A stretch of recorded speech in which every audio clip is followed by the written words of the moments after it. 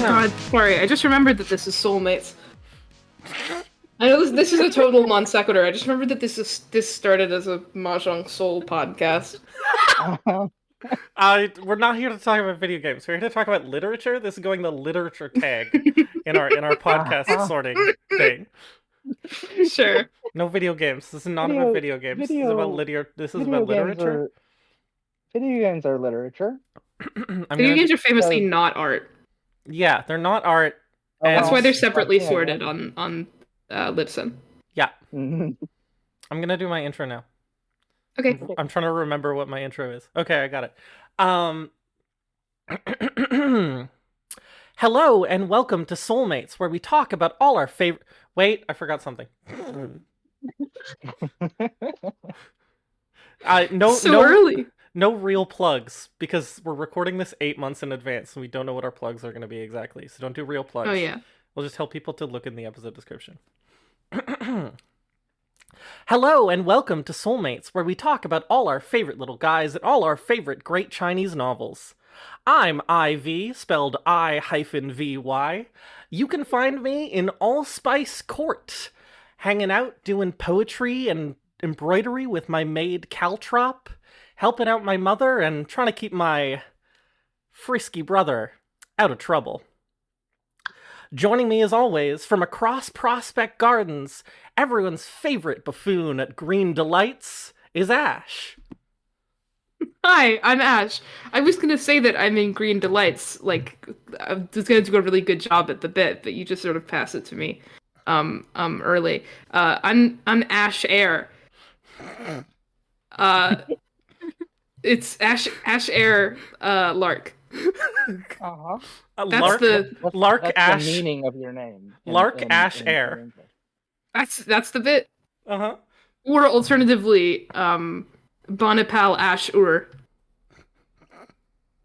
Uh-huh.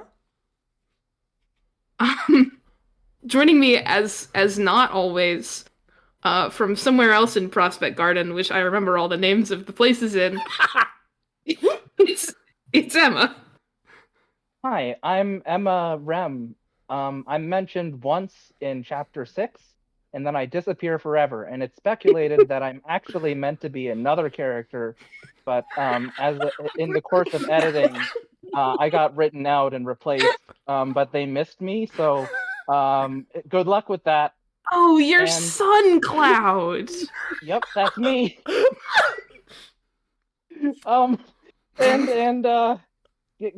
Ducky, you got this. Hi. Nobody told me that this was what we were doing, and I don't have anything. But I am Ducky.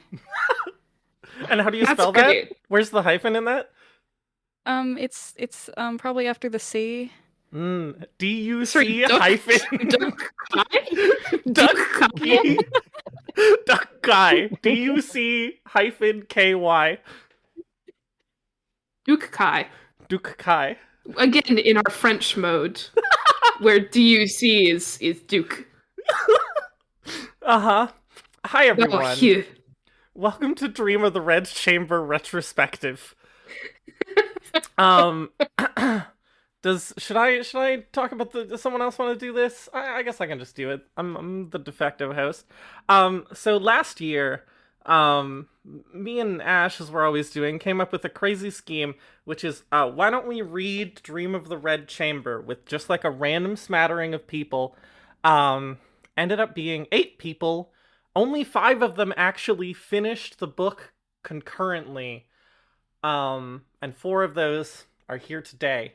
I guess I should say what Dream of the Red Chamber is. Dream of the Red Chamber is one of the 4 great Chinese novels, quote, the least accessible of the great 4 Chinese novels. Written by Why don't you read a more accessible great Chinese novel? Someone actually said that to me once. Why don't you read a more accessible great Chinese novel? What about the one with the monkey? And we read it over the course of like 6 months? 8 months. 8 months? Yeah, I guess so. Yes. 5 chapters at a time. 5 chapters every week with some breaks and some it got complicated General at the end. confusion. I mean, me and Ash both had surgery during the process of reading Dream of the Red Chamber. Also, Dream of the Red Chamber is one of the longest novels ever written. It is I 4 times longer than Crime and Punishment. Yeah. And so, for reasons that we're not going to talk about, because we're not here to talk about video games, we're here to talk about literature.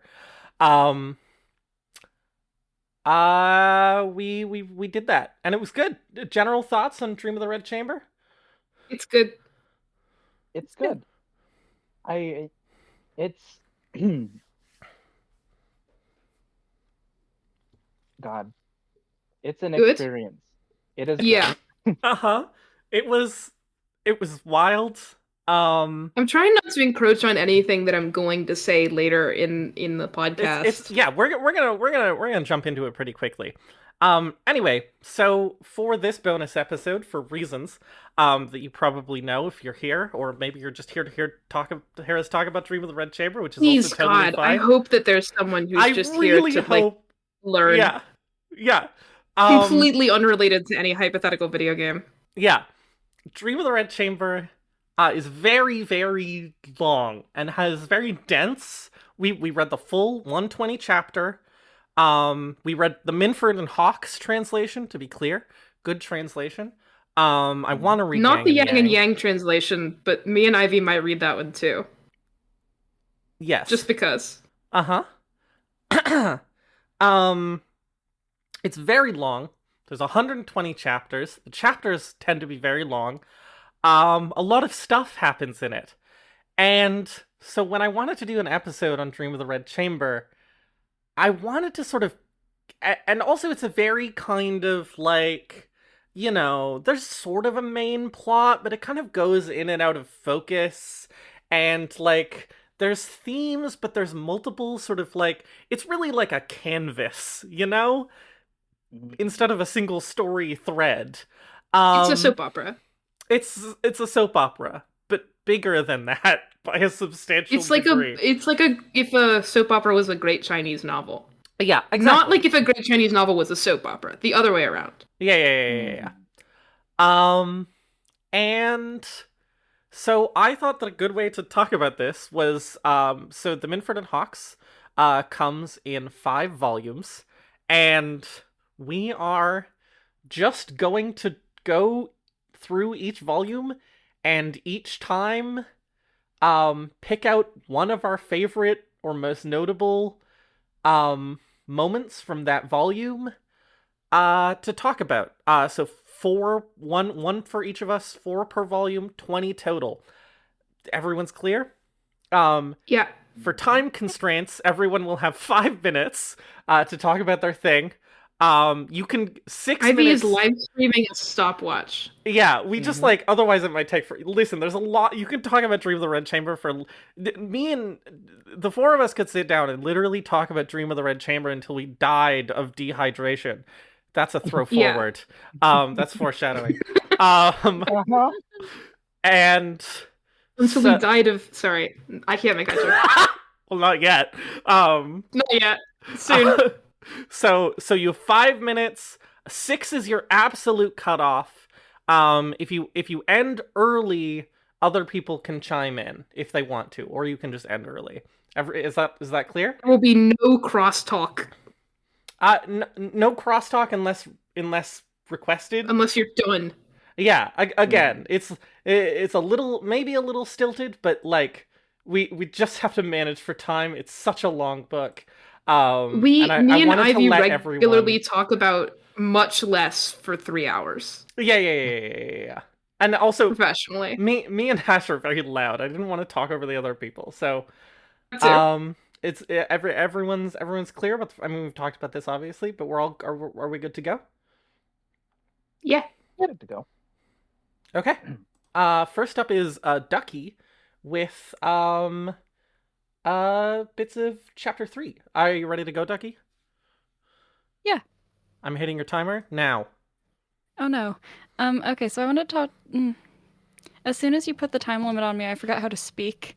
Okay, I'm resetting the timer. You tell me when to start the timer.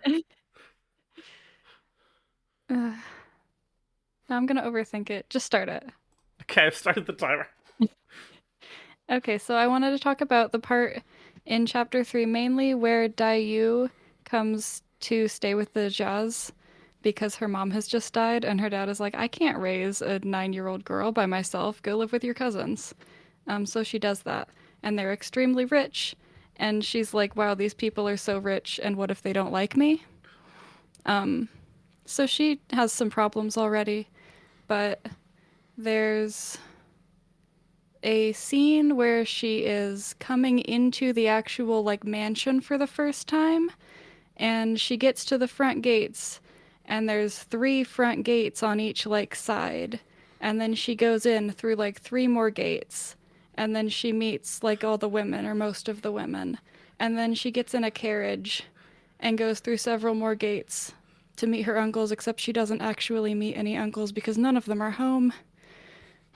Okay, so then there's a part where she talks to Lady Wong, who is the mother of Bao Yu, who is basically the main character, and she's like, yeah, you should watch out for my son because he's kind of the worst because his grandmother lets him get away with everything. And so you should just kind of ignore him because if you don't ignore him, he'll get even worse.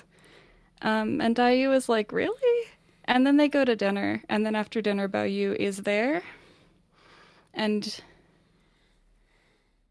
they like immediately hit it off, and she's like, this guy is actually cool. A lot of stuff happens. You wanted to talk about the bit where he freaks out and throws his jade on Yes. the ground, right? Yes, that's what I was talking about. So this is the bit I wanted to get to, which is that they're having a little conversation, and Bao Yu has given Dayu a nickname, which is Frowner, because I guess she's frowning, which seems a little mean because her mom just died, and he's like, this is your nickname forever now? But then he asks her if she also, like him, has a jade, which he is referring to the magical jade that he was born with that everybody is pretty sure like contains his life force or something. And so he has to have it on his person at all times. And so he's like, Dayu, do you have one of those? And she's like, no, I don't think anybody else has one of those. That's kind of weird and unique. And he gets very mad about this. And I wrote down a quote from what he says, which is that he's like crying. And he says, none of the girls has got one, only I have got one. It always upsets me. And now this new cousin comes here who is as beautiful as an angel, and she hasn't got one either. So I know it can't be any good. And he takes his jade, which may or may not contain his life force, and like throws it on the ground and tries to smash it. And everybody is like upset and trying to stop him. But he's like, no, I hate this thing because of how it makes me different from all the girls. And the point I'm getting to is that that's kind of transgender of him. And please talk now. A little bit, yeah. Um, so one interesting thing about Red Chamber is that like it is loosely autobiographical. Um, where Cao Chen, the author, was drawing on his own life experiences, being the scion of like a rich and powerful family, and that's interesting because if Bao Yu has if Bao Yu like hates his thing that women don't have and wants to be a girl, then what does that say about Cao Shui Chen, real It's Chinese person very who lived in the 1700s? it's a very transgender novel. Like Mhm. from beat one. It's like the first thing you learn about Bao Yu is that he just says girls all the time. Just goes girls, girls. It's like, why are you doing that? It's like, well, it'll purify my mind. This is just And like me, where sometimes when I'm completely alone at home, I'll say I'm a woman to myself and smile about it. There was a bit time. in like an earlier chapter that I rediscovered when I was looking for this bit where like someone else is talking about him and they say that he told his servants that if they're going to say the word girls, they have to like wash their mouths out first or else he'll like beat them up because they Uh-huh. sully the word girls with unclean mouths. Girls. Girls. Not my mouth, though. My mouth is very clean. And time. I like all the gates in that one. I was freaking out There's about the so gates many of forever. them. There's so many gates. I was so concerned about getting the gates in there that by the time I got to the I'm part where sorry. Gayu was I feel actually like- talking to somebody, I forgot what I was doing. I feel like I pressured you into including the gates in our prep discussions because I was just so enamored by the gates. I And I remember. forgot to even mention the total gate count, which is 11 of them. Ooh. 11. Not 13? Not 9? That's disappointing. 11 gate. That's Anyway. a No, joke no, no. about a thing we're not talking about on this episode, She which is goes through- Mashon. She goes through 9 gates. Uh-huh. Anyway. 9 gates, 9 beauties. I thought she Never went mind. through 8 of them. Oh, does she? Well, that's disappointing. Anyway, moving along. Then we jump ahead to the bit that I have selected, which is I should start timing myself. Ivy gets to talk for however long she wants because she's in charge of the timer. She's in control of the timer. Yeah. Okay. So the bit that I want to talk about is in chapter 12. And this is the first part of a little mini series that I'll be running, which is called Shi Feng Did Nothing Wrong. In which Shi Feng does nothing wrong for the entire book. So Shi Feng, who is she like I can't remember. I think she might be the sister, or she's like whatever. She's related to Bao Yu's mom, but she's also married to his cousin. Don't worry about it. Shi Feng is perfect. She's amazing. She runs the whole house for most of the novel and does an amazing job. And she is super magnanimous and nice and pleasant. And one day after a birthday party, she's just hanging out. And also she's like 17 at this point? She's just hanging out in like the sort of the grounds in the gardens, and her cousin Jia Rua, whatever. I'm terrible at pronouncing this name. Her cousin Jia Ru I almost called him Raoul. I'm gonna call him Rui because I can't. I'm sorry. I'm so sorry. I'm really bad at pinyin, even though it's kind of my job. Anyway, comes up to her and basically instantly falls in love with her, and starts pursuing her constantly. And so she's like, I'm gonna teach this guy a lesson. Totally fairly. She doesn't do anything wrong in this whole section. First of all, she's like, okay, well, meet me outside the back court of my abode. And then he arrives there, and then the gate is shut on him, and he almost freezes to death, and then his grandfather beats him and makes him does a ton of homework because he was out late because he couldn't escape from the gates he was trapped in.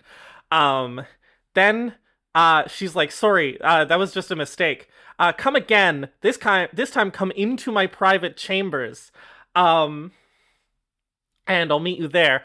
And he goes in, and it's dark, and he sees a lithe figure sort of stretched out across the Kang, sexily. And he's like, this is my chance. And so he goes to have sex with them. And little does he know that it's he's been set up. It's Jia Rong. Remember this fucker, and who's also accompanied by cousin Zheng, and he almost has sex with him. And he says the line, cousin Rong is trying to bugger me, which is great. The translators are British, by the way. And then they blackmail him for 100 taels of silver and kick him out, and then dump a pail of feces on top of him. And at that point, he gets the picture that Shi Feng does not actually want him around. And then he falls very ill because of this, because he's heartbroken. And no one can fix him until a lame Taoist, common reoccurring figure, arrives and gives him a mirror. And he's like, the mirror will cure you of your lust-based impurities. The fairy disenchantment made this in the Land of Illusions. Just never look at the front. And so he looks at the back, and there's a skull there, and he's like, what a dumbass, this is just a stupid trick mirror. And then he looks at the front, and he's pulled into a fantasy in which he's having sex with Shi Feng. And when he escapes, he's come everywhere. And then he looks at the mirror again and again and again and again and again and again until he dies. So I've been playing a video game called 1,000 Times Resist. And in that game, there is an alien disease that causes you to expel all of the water from your body in the form of tears. And that's basically what happens to this guy. He expels all of his bodily fluids via coming, and then dies instantly. This is not a joke. This really happens. And Shi Feng in this whole process really did nothing wrong. I need you to remember that. Like, she set him up a little bit, but he was being a bit of a bastard. And she didn't set him up that bad. And he killed himself by looking in the mirror. Shi Feng did nothing wrong. He's fucking And stupid. thank God this guy died, because I can't pronounce his name. And literally- that's you. People have like 30 seconds to chime in. He literally went against the one thing he was told not to do. What a dink. Don't look in the mirror that makes you come so much you die. Yeah, like in 1,000 Times Resist. It's very easy. It's very easy. Anyway, and so that's I just wanted to get some early Shi Feng in there because she's important. Chapter 12. It's in chapter 12. Also, the book starts No. with like a whole introduction by Sao Shui-Qin about how much he hates smut. And then this chapter contains the words throbbing member, which is like a translation thing. But like, anyway. Well, if you have one, then you'll die. It's true. That's the lesson. Yeah. Anyway, that's my bit. Who's next? Time. Time. It's me, Emma. So I don't know how I'm supposed to follow that. I don't know how I'm supposed to follow that up, but I guess I'm going to have to try.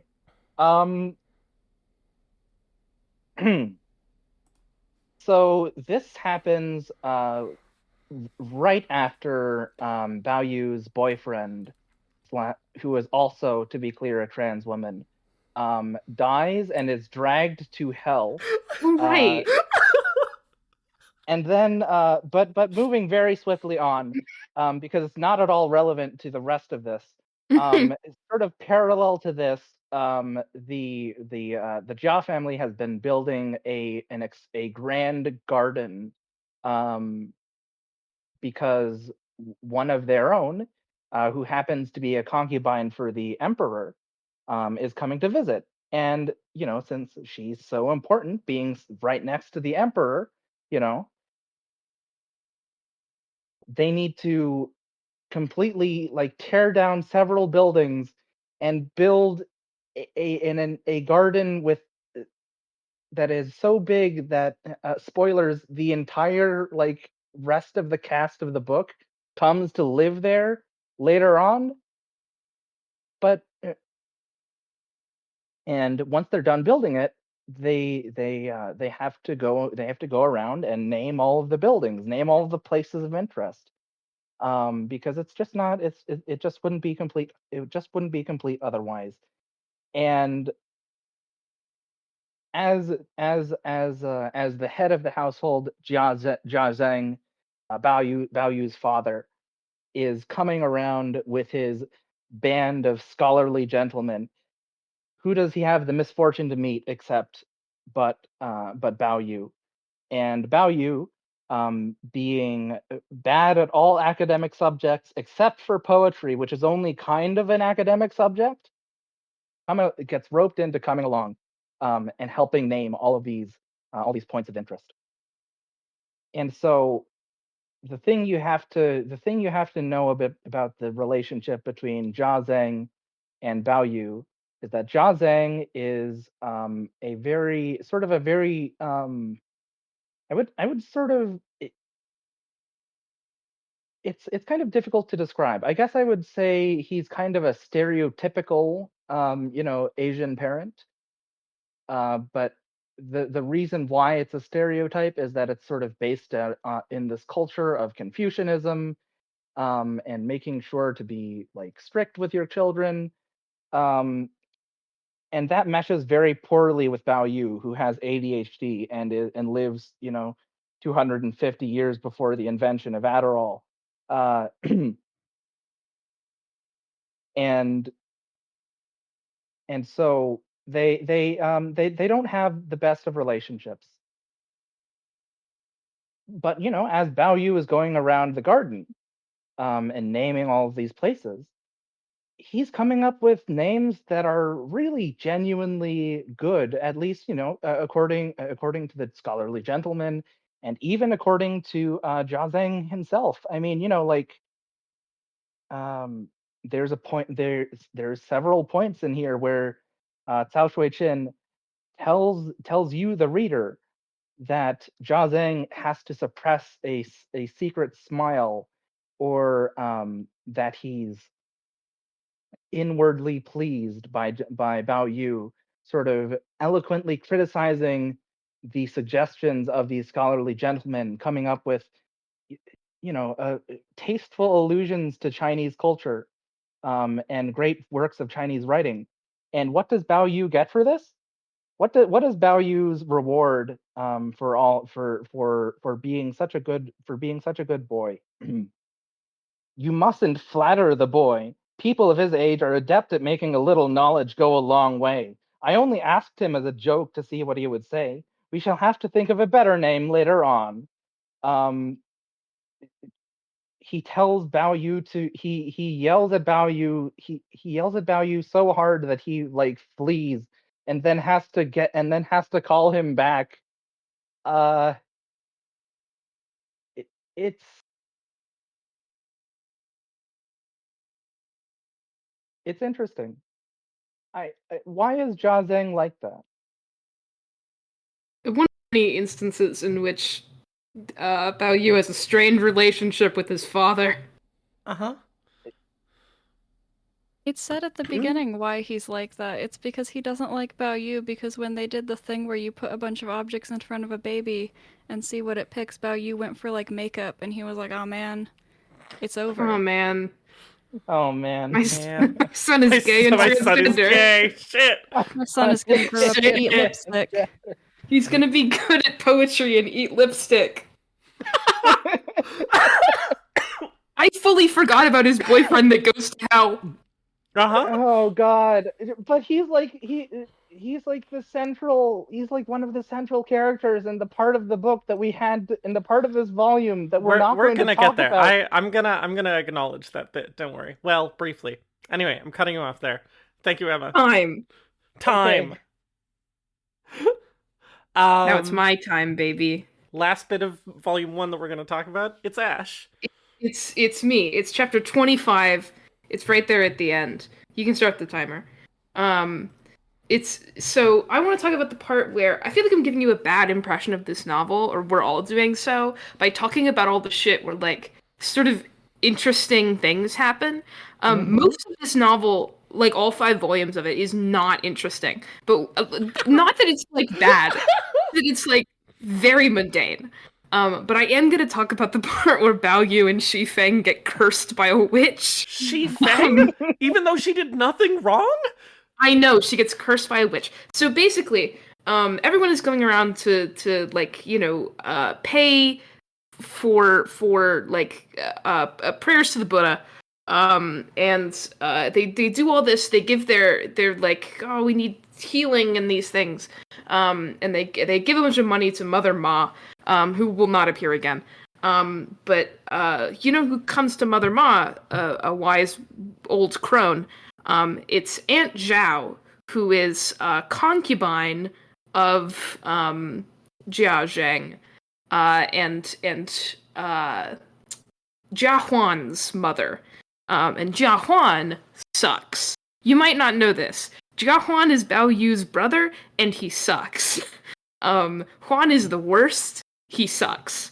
And he was born of a concubine instead of the primary wife. So, like, his side of the family, his branch of the family is just kind of, like, a little bit less well received, partially because their son sucks.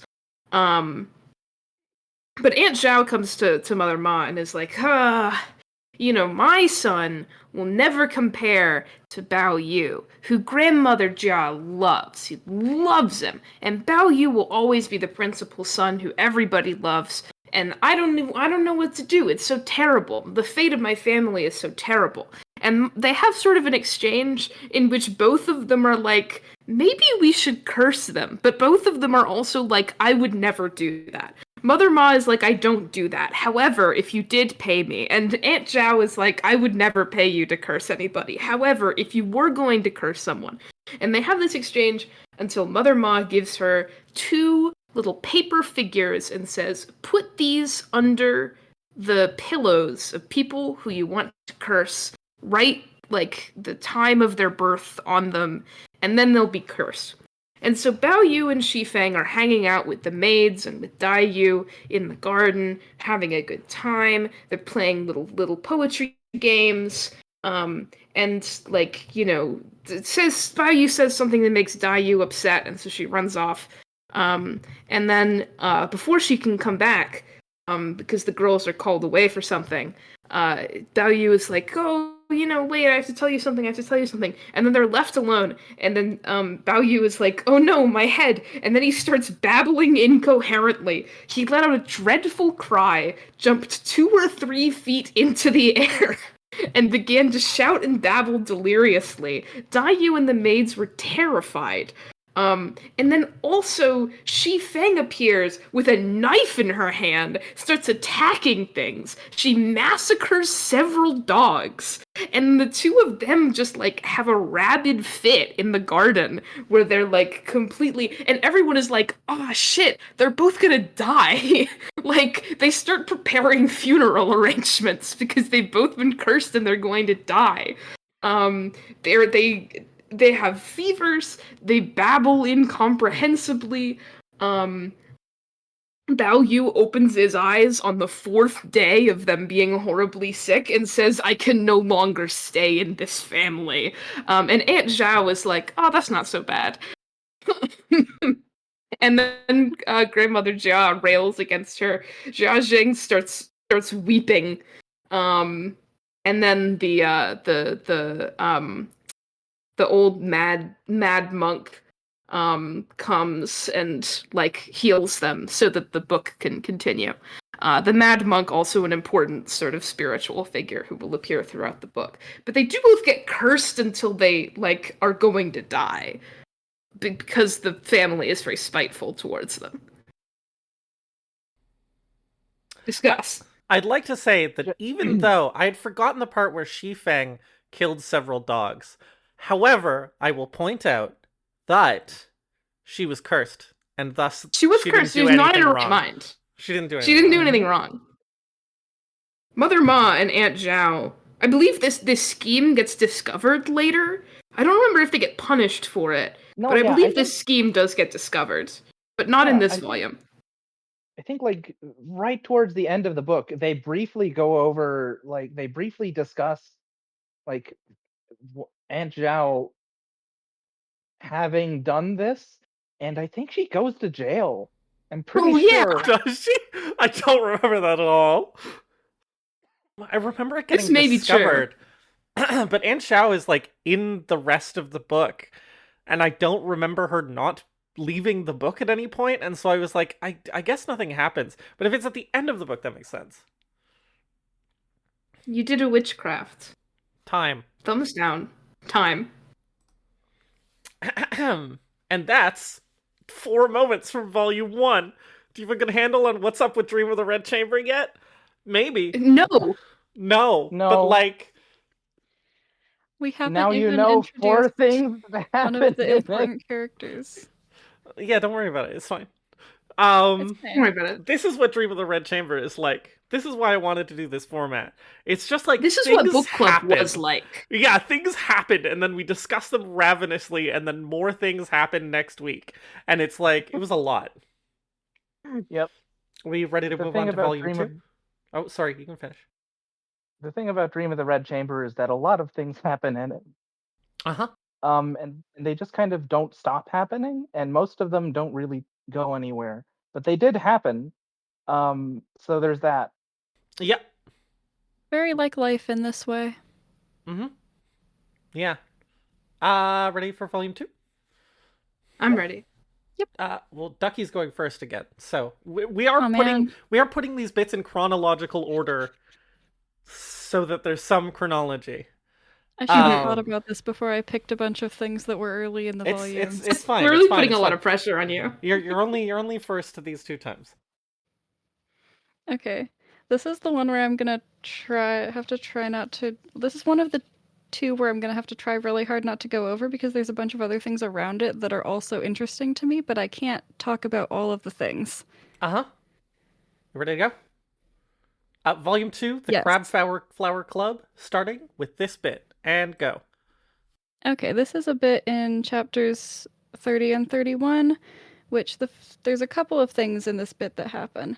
The first thing is that Bao Yu is just in a really bad mood this one day because he keeps putting his foot in his mouth and making people mad at him, such as both of the people that he's in a love triangle with right now, which is Dai Yu and Bao Chai, who we haven't even talked about yet. And so he's in this bad mood. And then it starts raining, and he gets caught in the rain and gets soaked. And he tries to go home to his little house in the garden, but the gate is locked because it's like a holiday. And at first, nobody hears him knocking to get in, and they like take a long time to open the door. And by the time they open the door, he's really mad, and he just like kicks really hard in the ribs the person who opened the door to be like, that'll show them to take a long time to open the door. But then it turns out that the person was Aroma, who he likes a lot and would not want to kick. And he's like, oh no, did I hurt you? And he did very much hurt her, but she's still like, no, you totally missed me, even though he obviously didn't. And like, can feel with his foot that he did in fact kick her. But it's this whole thing with the like class dynamic of her being a servant and him being like the like because of her position, she's like, I need to pretend that I am not in pain and help him change out of his wet clothes and like not complain at all and act like it's fine. And then she goes to bed and then she coughs up blood and everybody's like, fuck. And then the chapter ends and we're like, is she gonna die? But she doesn't die. She's okay. She gets some medicine. But one of the things was like that, and then the other half of it was later after a bunch of other stuff happens. Another one of the maids who is younger, Skybright, is really still mad at him about this incident. And there's another incident, which is that Skybright is helping him with something and deliberately drops his fan on the floor and steps on it just to like provoke him. And is like, geez, you're getting mad about everything now. You should just fire me if you're gonna get mad about stuff. And he's like, fine, maybe I will. And she's like, wait, I didn't mean that, but he's gonna do it anyway. But then Aroma comes in and is like, no, you are both being ridiculous. But then in her trying to intervene, she makes Skybright mad at her, and then everybody's mad at each other. And then everybody's just really upset and crying and stuff. This is always happening. And then It's always happening. It's always happening. so everybody's mad at each other and upset and crying, and then Dayu comes in and is the only person in the world who isn't upset today. And she's like, what's wrong with you people? What's going on? And Aroma is like, don't laugh about this because I'm so upset that if I knew how to stop breathing, I'd gladly die. And Bao Yu is immediately like, if you died, I would become a monk. And then Dai Yu just holds up 2 fingers and looks at him because he said this to her literally the other day and she got mad at him for it then. For it being a ridiculous thing to say to her, and so it's even more ridiculous for him to say to Aroma. And she says, that's twice you're going to become a monk. From now on, I'm keeping the score. And there's a couple pages in between, and then the way that Bao Yu finally makes up with Skybright is... Oh, geez, I don't have very much time left. This is the last bit, though. So Bao Yu comes out to talk to Skybright, and he tries to make up with her and is like, okay, do you want to have a bath? Do you want to eat some fruit? And she's like, I'm so clumsy. I broke your fan earlier. If I got fruit, I'd probably break a plate too. And Bao Yu gives this little speech, which is... I don't have time to read this, but I'm going to read this.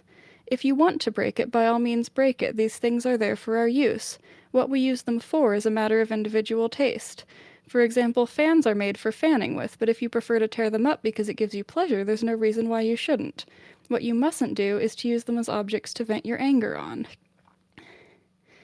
And so then she's like, okay, let me tear your fan up, and he does. And then Musk, who's another one of the maids, comes in, and she's like, you can't just tear things up, that's a waste. And then Bao Yu grabs her fan out of her hand and lets Skybright tear that one up too. And she tears up all the fans she wants, and then she's not mad anymore, the end. And I just I thought that was interesting, the bit with Bao Yu saying, like, you can destroy things if you want, but only if it's not because you're mad. Specifically because there's a few other places where, like, at a couple different points, Bao Yu tries to destroy his jade, and different people are like, don't destroy objects out of anger, but you can hit people. Yeah. Yeah. God, I thought for so long about them just destroying that whole box of fans. It's a good bit. Thank you, Ducky. For fun. Just for fun. Okay, great. Time. All God, of I these love are going Aroma. over time. It's fine. God, I love Aroma's Aroma. great. Okay, now it's my bit. What am I talking It's about you. this one? I'm talking about the titular Crab Flower Club. Okay, so they build the big prospect garden. They all the kids, they're like teenagers at this point. They all move into all the different like pavilions in Prospect Garden. Green Delights, Allspice Court, Naiad's House. There's a banana-based one. It's a plantain-based one, sorry. Doesn't matter. They all have fun names. And so there's just like a bunch of teenage girls, and also by Bao Yu, just kind of kicking around this massive garden with very little oversight. And one day, after getting sick and having a vision, Tanchun, who is Bao Yu's sister, is like, writes everyone a letter, and is like, hello, I got very sick and then I had a vision that we should start a poetry club.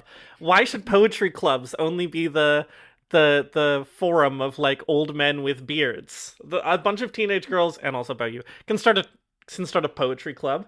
And then they get together and they start a poetry club. And all of the girls who don't like writing poetry immediately decide that instead of writing poetry, they're going to be in charge of the poetry club, and issue fines, and like come up with tasks for people to do and stuff. And then loosely what happens, just in this initial setting up, is they come up with some rhyming schemes, and then they write some poems.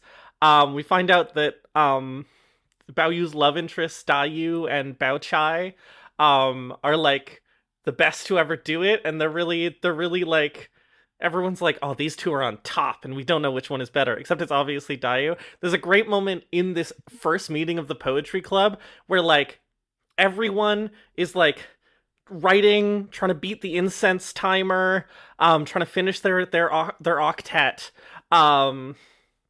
and Da Yu is just kind of like fucking around outside, and then like after the timer is already over and after all the poetry has already been written, everyone's like, Da Yu, you didn't do shit, and she's like, oh, sorry. And then she saunters in and picks up a brush and just like writes out the perfect poem, and everyone's like, holy shit. It's it's like that gif of the kid with the glasses and everyone going, "Oh." Um Mhm. and um then they like write like a series of poems about chrysanthemums called the Chrysanthemum Album, in which all of the things are different ways that interacts people interact with chrysanthemums, like watering the chrysanthemums, remembering the chrysanthemums, and they write this like big like 12-part poem together. um and then have a little party in their garden to show all of the adults. And it's just like, it's not even these two specific chapters, which I think is what, 36, 37.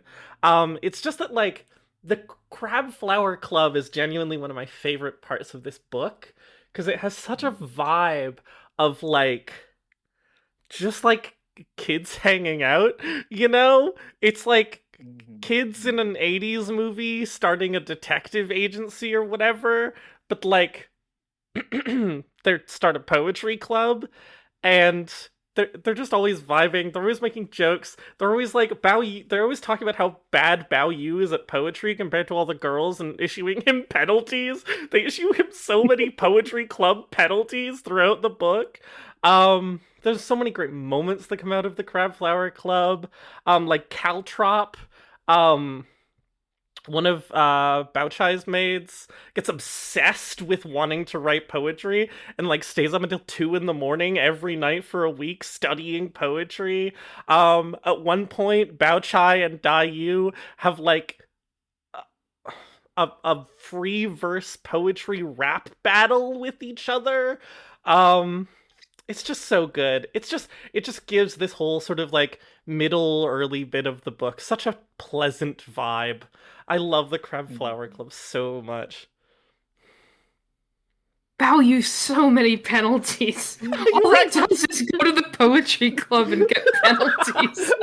I think there's a bit later on where they bring up like restarting the poetry club, and Bao Yu is like, "Oh God, you're going to Right. Why? So that I can get more penalties?" Everyone makes fun of his poems and he just gets penalties. Uh-huh. It's just fun. It's just fun. That's all I have to say. I'm gonna stop it there so we go overtime a little bit less. Mhm. But that's the Crab Flower Club. One of my favorite Can I bits. say one thing Yay. about it? Yeah, go for it. I think the reason that Bao Chai is slightly less good at poetry than Dayu is because she has so many fewer problems. So true. It's true. Dayu's always writing poems about suffering, and everyone's like, "Holy shit, these are And so they're fucking really good." good. Yeah. Okay, He's who's just next? emo. Me, it's me. It's Oh time my for the God, part that yes! Sorry. it's time for the part that No. me and Ivy split this up. These are both parts that Ivy wanted to do. They're both important to talk about. This is a thing that we say all the time. So this whole situation requires, I might go over because I do have to explain this all in order. It's very important. So Faithful is one of Grandmother Jia's maids, her old ladyship. And she's the best. She kicks ass. But Shi Fang's mother and her husband gets the idea, like, I want a new concubine, and he sets his eye on Faithful. And so Shi Fang's mother comes to her and is like, we gotta get Faithful. And Shi Fang is like, that's not going to happen, but okay. And so Lady Wong and Shi Fang come to approach Faithful and tell her, so Sir Shay wants to take you as his concubine. Isn't that awesome? And Faithful says nothing. She's completely silent. She does not want to do it. And then she's talking to the other maids later. She's talking to Patience, who is Shi Feng's maid, and she's talking to Aroma, Bao Yu's maid. And Patience and Aroma are like, ugh, Sir Shay, he's an old man, it's awful.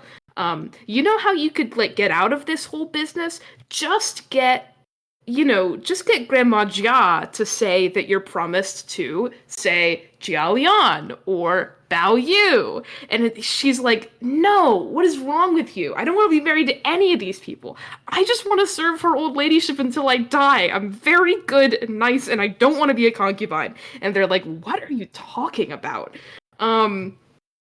So then, this whole business continues where Lady Wong is like, we're gonna get faithful, we're gonna get faithful, we're gonna get faithful.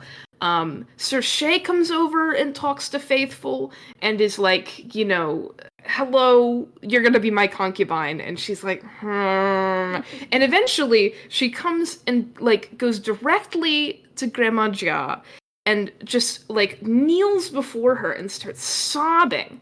And what she says is, what she says is, when I refused, Sir Shay said it was because I fancied Master Bao, or else because I was saving myself to marry someone outside. He said that even if I were to fly to the world's end, I should never, as long as I live, escape out of his clutches. Sooner or later, he'd have his revenge. Bleh. But I've made my mind up. And I'm telling your ladyship here in front of all these witnesses, I don't care whether it's Master Bao, or Prince Bao, or even the Emperor Bao, I don't ever want to marry anyone. Even if your ladyship herself were to try and force me to, I'd rather cut my own throat than marry. I'll serve your ladyship until you leave this world for the next one, and when that day comes, I shan't go back to my brother and his wife. I shall either take my own life, or I shall cut my hair off and become a nun. And then she takes a pair of scissors out that she'd hidden. She undoes her hair and starts hacking at it so that she becomes unmarriageable. And it's like, first of all, badass. She's such a good maid. She's so devoted to Grandma Jia that says, I would rather kill myself, or I am going to kill myself or become a nun when you die. We'll get to this later, but she's going straight to the first register. She's such a good example of Confucian filial piety, well, to her master in this case. But like, it's such a badass move, and also a thing that we say all the time is kill yourself or become a nun. As a phrase, it just goes so hard. She says it twice. When she's talking to Patience and Aroma, she also says something along these lines like, well, if they try to marry me off, there's always the option of slitting my throat or becoming a nun. It's like, it's so... It is a great combination of a moment that is genuinely really cool. I love it when the maids get to be, like, really cool. There's several moments in which, like, Patience is wonderful, too. Patience and Faithful get to just totally shine. And also, it's really, really funny, conceptually. The concept of killing yourself or becoming a nun is very important to Dream of the Red Chamber. Yeah. I think kill yourself or become a nun is extra funny when you aren't Catholic. I know! Or, when you're not, like, religious. Oh my god, I'm trying to speak, but I'm too busy coughing. Ivy has pneumonia and strep throat because we're recording this in April. It just, like, it instantly replaced all kind of soft suicide jokes in my vocabulary. Like, killing yourself in Minecraft is, like, so blasé compared to... Yeah, I'm gonna kill myself in Minecraft is nothing next to I'm gonna kill myself or become a nun. Because there's still there's still that bit of, like, it's not fully real. She'll probably become a nun. But... Probably become a nun. It's so good. Fucking... It's the title of this chapter is a faithful maid vows faithfulness unto death. Pretty easy to find. Uh-huh. Very good title. Time. Only a little bit over. Yeah. And our final bit of Volume 2 by Emma. Yep. One of my favorite things about Volume 2 is just, like, Volume 2 is probably the volume that's the most sort of placid. It's the volume that's most kind of about what it's the volume that I think the rest of the book is kind of built around, because all throughout the rest of the book you have these swirling storm clouds of misfortune and like horrible things happening. But volume 2 is probably the one where it's just the most about like Zhao Shui-chen being nostalgic for his youth. Um, and one moment out of it that I particularly like is a moment that is otherwise completely inconsequential, as are most of the moments in Dream of the Red Chamber. But it's one where one of Baoyu's maid, Skybright, that we talked about earlier, um, is recovering from being like seriously ill, like from a respiratory illness. And the thing to know about Skybright is that she's very spicy. She is very fiery. She has a lot of she has a short fuse. She is not willing. She is like she is she has no filter. She will always speak her mind about anything. And so which is sort of different from how a lot of the other maids are depicted. I mean, this same volume, you had Aroma like deigning to bow you after getting kicked in the ribs, after breaking a rib. She has to pretend that she has to pretend that that never happened. Um, and Skybright would never do this, but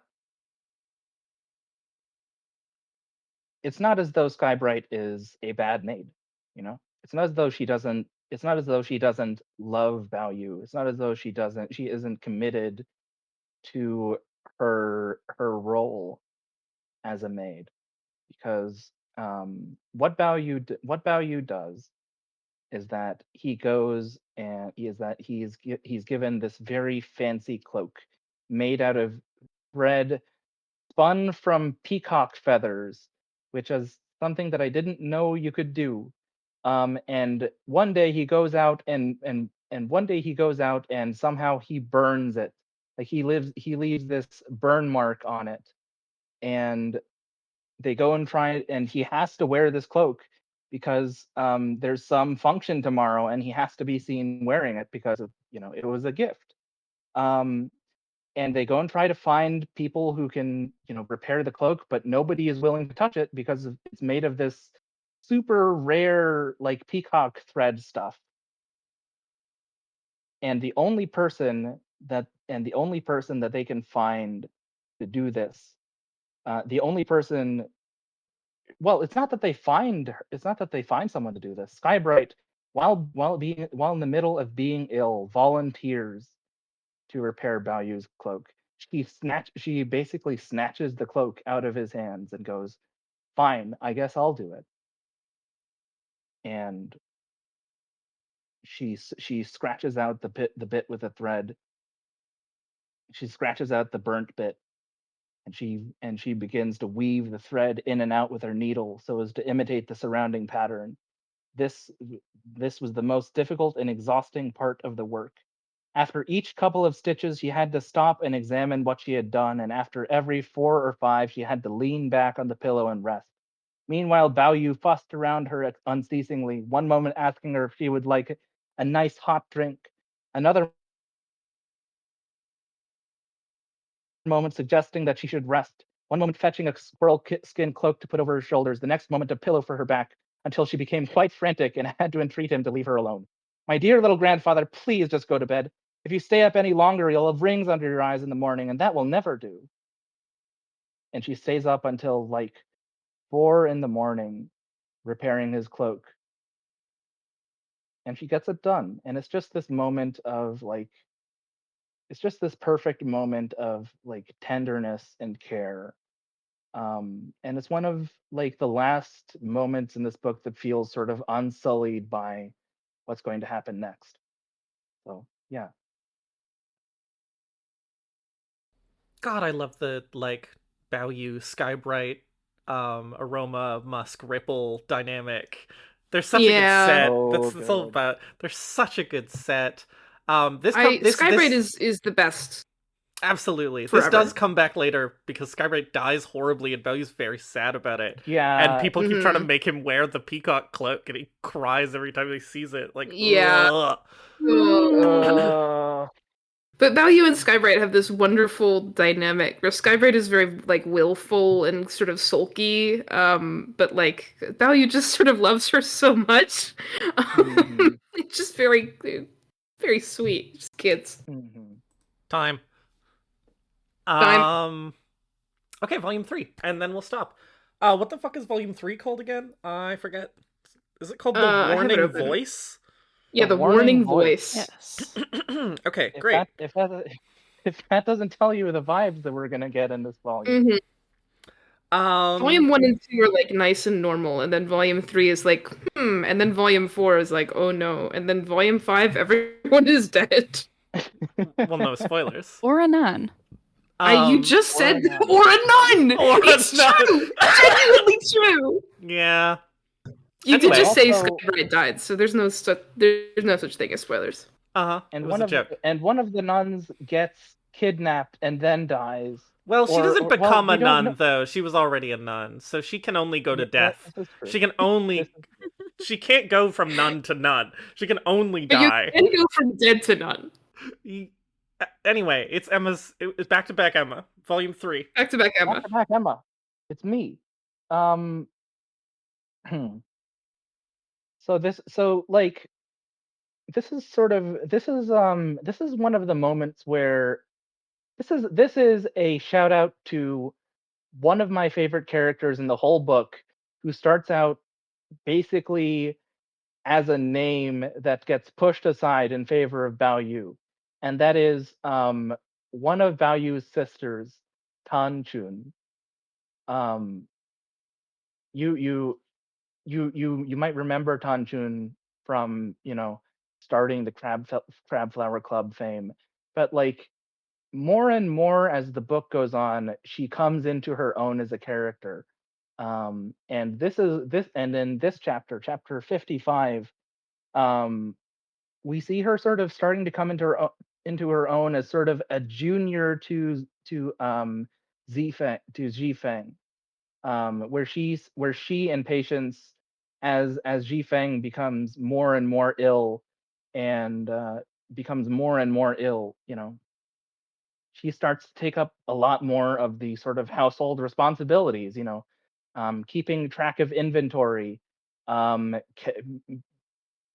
counting up money, discussing the increasingly unmanageable debt, and how the family isn't making any money, and how they're having to start pawning off their own belongings to cover expenses, and how they really should start economizing, but uh, they have to keep, but like that can't that just won't do. Like they're the Jaws. They have to show that they're like a big, rich, important family, right?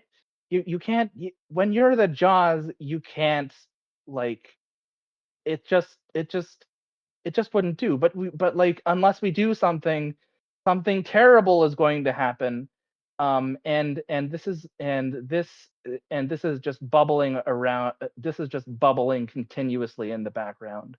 um and this is why I kind of say, from this point on, like, think, even in the moments where you have like just what should be like tranquil idyll, just kids messing around, like,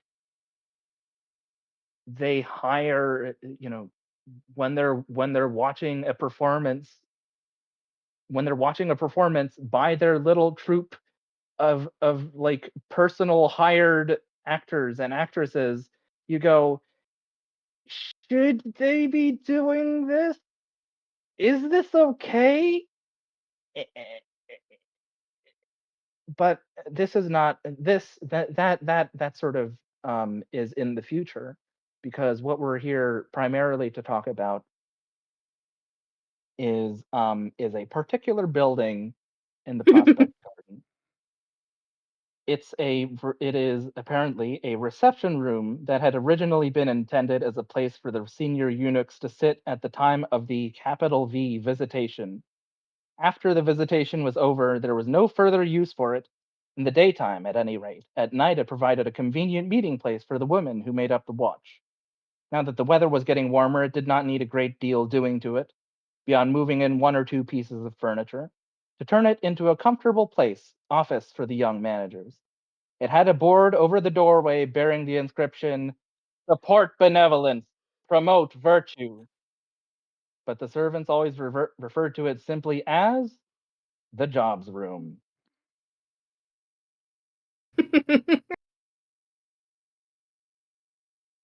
It goes to the floor. Promote, support benevolence. Promote virtue. Support benevolence. Promote virtue. This was one of the few things that broke out of book club, like, to a significant degree, because we kept saying... The problem is, we keep, like, thinking, there's no way that people who read Dream of the Red, like, actual... Like, Chinese people do read Dream of the Red Chamber in, like, as a piece of curriculum pretty frequently, is what I've learned. But there's no way that the way that they are experiencing and consuming it is to know and think this much about support benevolence, promote virtue, aka the jobs room. But we think about it constantly. Uh-huh.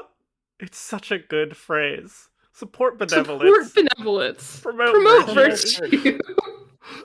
And you could really just put that anywhere in your house, like a live, laugh, love sort of It's thing. true. Exactly. Just got a plaque. I'm gonna pin it up I'm gonna pin it up by my front door, as big as a train ticket. I'll have a little skeleton duck outside my door, and also a plaque that says "Support Benevolence." It's hanging from the skeleton duck's neck. And then people who come to deliver food to my door will take a picture with the skeleton duck that tells you to support benevolence and promote virtue. This is a real thing that's outside of Ash's apartment. Yes, true. Anyway, that's that. Truth statue. Okay. So we're gonna. Truth statue. Great. Wait. No. I'm stupid. I was like, that's the end. No, that was the first one of Volume 3. I got so distracted thinking about support benevolence, promote virtue. It sticks in your brain. It really does. Okay. And next is Ducky, who's second all of the rest of these. Yay. It's me. We can't be done with Volume 3 because we haven't talked about lesbians yet. Yeah. So what I'm talking about is Chapter 58, which is titled, "In which the cockbird who mourns his mate is found to be a hen, and a true heart is able to sympathize with a strange kind of love." And what happens in Chapter 58? So what happens is that Baoyu, who has recently been in bed for like 3 days with a Dayu-based illness, because I think it was Nightingale, like, told him as a prank that Dayu's family was coming to take her away, and he got so upset that it physically made him sick for several days. This is always happening. This is always happening to both of them. But he's getting better, and so he's taking a walk in the garden. He's going over to visit Dayu, because obviously he is. But he comes across a scene, which is that one of the little actresses whose troupe has recently been disbanded, so they're no longer actresses, because they did realize that they can't forever just be supporting a troupe of actors to just have around whenever they want to watch a play, but none of the actresses wanted to leave except like 3 of them, so now they're all just maids instead. So I'm not sure this improves anything, but they are still here. And so he comes across one of them, who's called Nenufar, who plays the principal male parts, or did when they were still an acting troupe, burning some spirit money in the garden as an offering to someone who's died, and getting in trouble for it with one of the older women who all can't stand the actors because they used to be a bunch of spoiled brats and kind of still are. And so they'll take like any excuse to get them in trouble. So Bao Yu intervenes and is like, no, actually don't get her in trouble because I told her to do that because I had a dream that the spirit of the, what was it? Yeah, he dreamed that the spirit of the apricot tree came to him and said that if he wanted to get better, he needed to have an offering of spirit money made by a stranger and not tell anyone. And so that's totally why Nenufar is burning spirit money in the middle of the garden. And so the old woman is like, well, okay, I guess. And so then he asks Nenufar, okay, but what actually were you doing? And she's going to tell him, but then she just starts crying and can't, and so she tells him that he can ask Parfume, who was assigned to his room as a maid.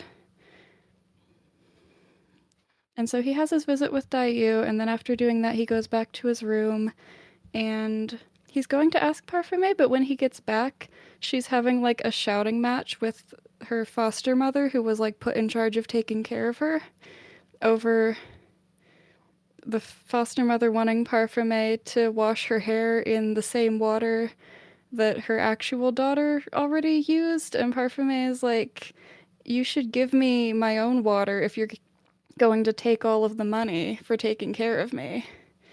And then they're just really going at it. And Musk finally breaks it up. There's a whole thing where they're fighting and then they break it up, but they're both still mad. And then they're having dinner and they have Parfume helping with dinner, and then the foster mother is like, no, I'm gonna do it. But she's not even allowed in the room, so she gets in trouble again. There's a lot of drama with these actresses. The actresses are constantly causing problems for like most of Volume 3, or at least being the center of problems. They really are. But anyway, after dinner, Bao Yu like makes a little signal to Parfume that he wants to talk to her, and so she stays with him instead of going to dinner with everyone else. And she finally tells him what that was about with Nenufar, which is that the spirit money offering was for... I'm not sure if I'm pronouncing this right or if it's been like transcribed right in this ebook, but Pivoine? It's fine. They all have weird French names. They all have weird French names, these actresses. So Nenufar is doing the spirit money for Pivoine, who was the former principal girl actress of the troupe and who died. And the reason that they have this special bond is because they always played the male and female leads, and the emotions kind of transferred off stage. And so Nenufar was like, I'm just actually your boyfriend now.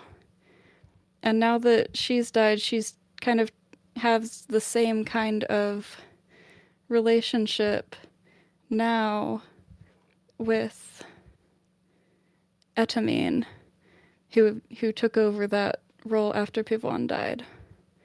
And everyone else thinks that Nenufar is kind of weird for this, but Bao Yu like totally gets it and is really moved and tells Parfume to like give her advice on how to make offerings better, because he says spirit money is just like a superstitious thing and all you really need to do is burn some incense and maybe offer some like food and drink. And I just think that this is really nice. It's been 7 minutes. I'm sorry. That's fine. It deserves the Hey, time. little actresses. I just gay really like little these gay little actresses. actresses. Uh-huh. I think it does. Later on, Bao Yu, like, I think he invents like a persona for one of them, where Yeah, I think it's they Nenufar. they dress as a boy and they go by a masculine Aventurine. name, Yeah. Aventurine. Yeah. Aventurin. Which is a kind of stone, right? Yeah, Yeah. it's cute. It's cute. The actresses are all gay. They're all gay. Yeah. I'm Googling what Aventurin is. have a part of Volume 3 Okay. that no one else remembers. Nope. But I think about it. Daunting is the thing I'm always seeing in stores and mistaking for jade, which is kind of funny. That is funny. Counterfeit jade. The job about you. We're We'll not get there. yet. Ivy has this part written down as just what I said in order to describe what was going on, which is, quote, Jiahuan's horrible little makeup crime. I did look it up to figure it out more, but I just didn't update this little index. But Yeah. This is about chapter 60 in volume 3, which is the title, As a substitute for rose orris, Jiahuan is given jasmine face powder, and in return for rose essence, Cook Liu is given lycoperdon snow. This is part of the whole the actresses cause and are the center of problems arc of the volume. The actresses cause and are the center of problems. And I just think this whole exchange, this goes on for multiple chapters, in which they just exchange fancily named items between each other. Everyone is accused of stealing everything. And, like, the garden is just torn apart by, like, searching for stolen goods of various kinds. But the inciting incident of this is Jia Huan's horrible little makeup crimes, and then Aunt Zhao's horrible little revenges, which is sort of my ongoing theme. Mm-hmm. So Etamine, again one of the actresses, gives Parfumé a little sachet of rose orris, which is a wonderful cleansing kind of face powder. And Parfumé is staying with Bao Yu, and Bao Yu is just sort of like enjoying some rose orris, just looking at it. And then Jia Huan is there and is like, face powder, and is like, give me some, because I want some, because I'm a horrible little boy. But Parfumé doesn't want to give away Etamine's gift because the actresses are gay. And so it's like, well, just go find some from your makeup, like, stash. But she doesn't have any because somebody took it. And so they're like, Jia Huan doesn't know anything. Just give him some random, like, give him something that looks like rose orris, and he won't know the difference. And so they give him jasmine face powder. As a, like, and pretend that they're giving him the fancy thing that everyone is oohing and ahhing about. And then Jia Huan, very satisfied with his horrible little makeup crimes, goes and tells his mother, Aunt Zhao, and is like, hey, look, you wanted some rose orris, and I got you some rose orris. And immediately, Sunset, one of his mates, and Aunt Zhao are like, that's not rose orris, that's jasmine. And then he gets very embarrassed about it. And he's like, it doesn't matter, it's fine. And Aunt Zhao and him just start, like, screaming at each other about how he sucks and she sucks. They're always doing this. And They're always right. doing this. They're always doing this. If they got anything good, they would never give it to you. Everyone's always making a fool of you. You want to go back and throw it in her face. You can't do anything to offend Bao Yu, but, like, you can stand up to his little actresses. It doesn't matter. And then, like, there's just sort of a whole thing, and then Aunt Zhao comes with the jasmine face powder, goes rushing off to the garden because she's been taunted to go yell at Tan Chun, who I don't understand fully how she's part of this. Maybe she was the originator of the rose orris. I fully don't remember.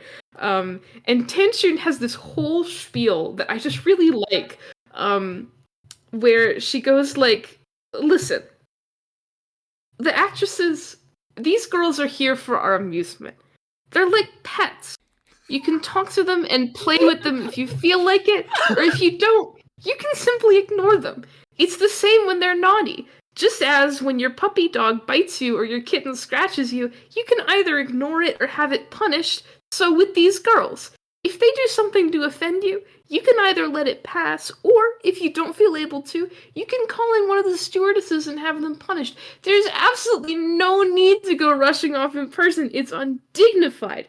But it's like, first of all, Aunt Zhao gets totally owned by her daughter, which is very funny. And second of all, the actresses are like little puppy dogs and kitty cats, and they're just biting and scratching, and it's fine. This is after, of course, Aunt Zhao goes and yells at all of the like actresses, and all the actresses like throw themselves on the ground and go, "Kill all of us!" This is all that's happening. But I just remember this exchange so clearly, and I don't understand why. But I think all the time about Jiao Huan's horrible little makeup crimes. This extends again into chapter 61, which is also about fucking Lycoperdon snow, which comes up later, and Essence of Roses, and shit that's got fancy names, and everyone being accused of stealing it. I do actually remember this little speech from Tanchun. Tanchun's like like the little- girl boss era is so. She like, really is.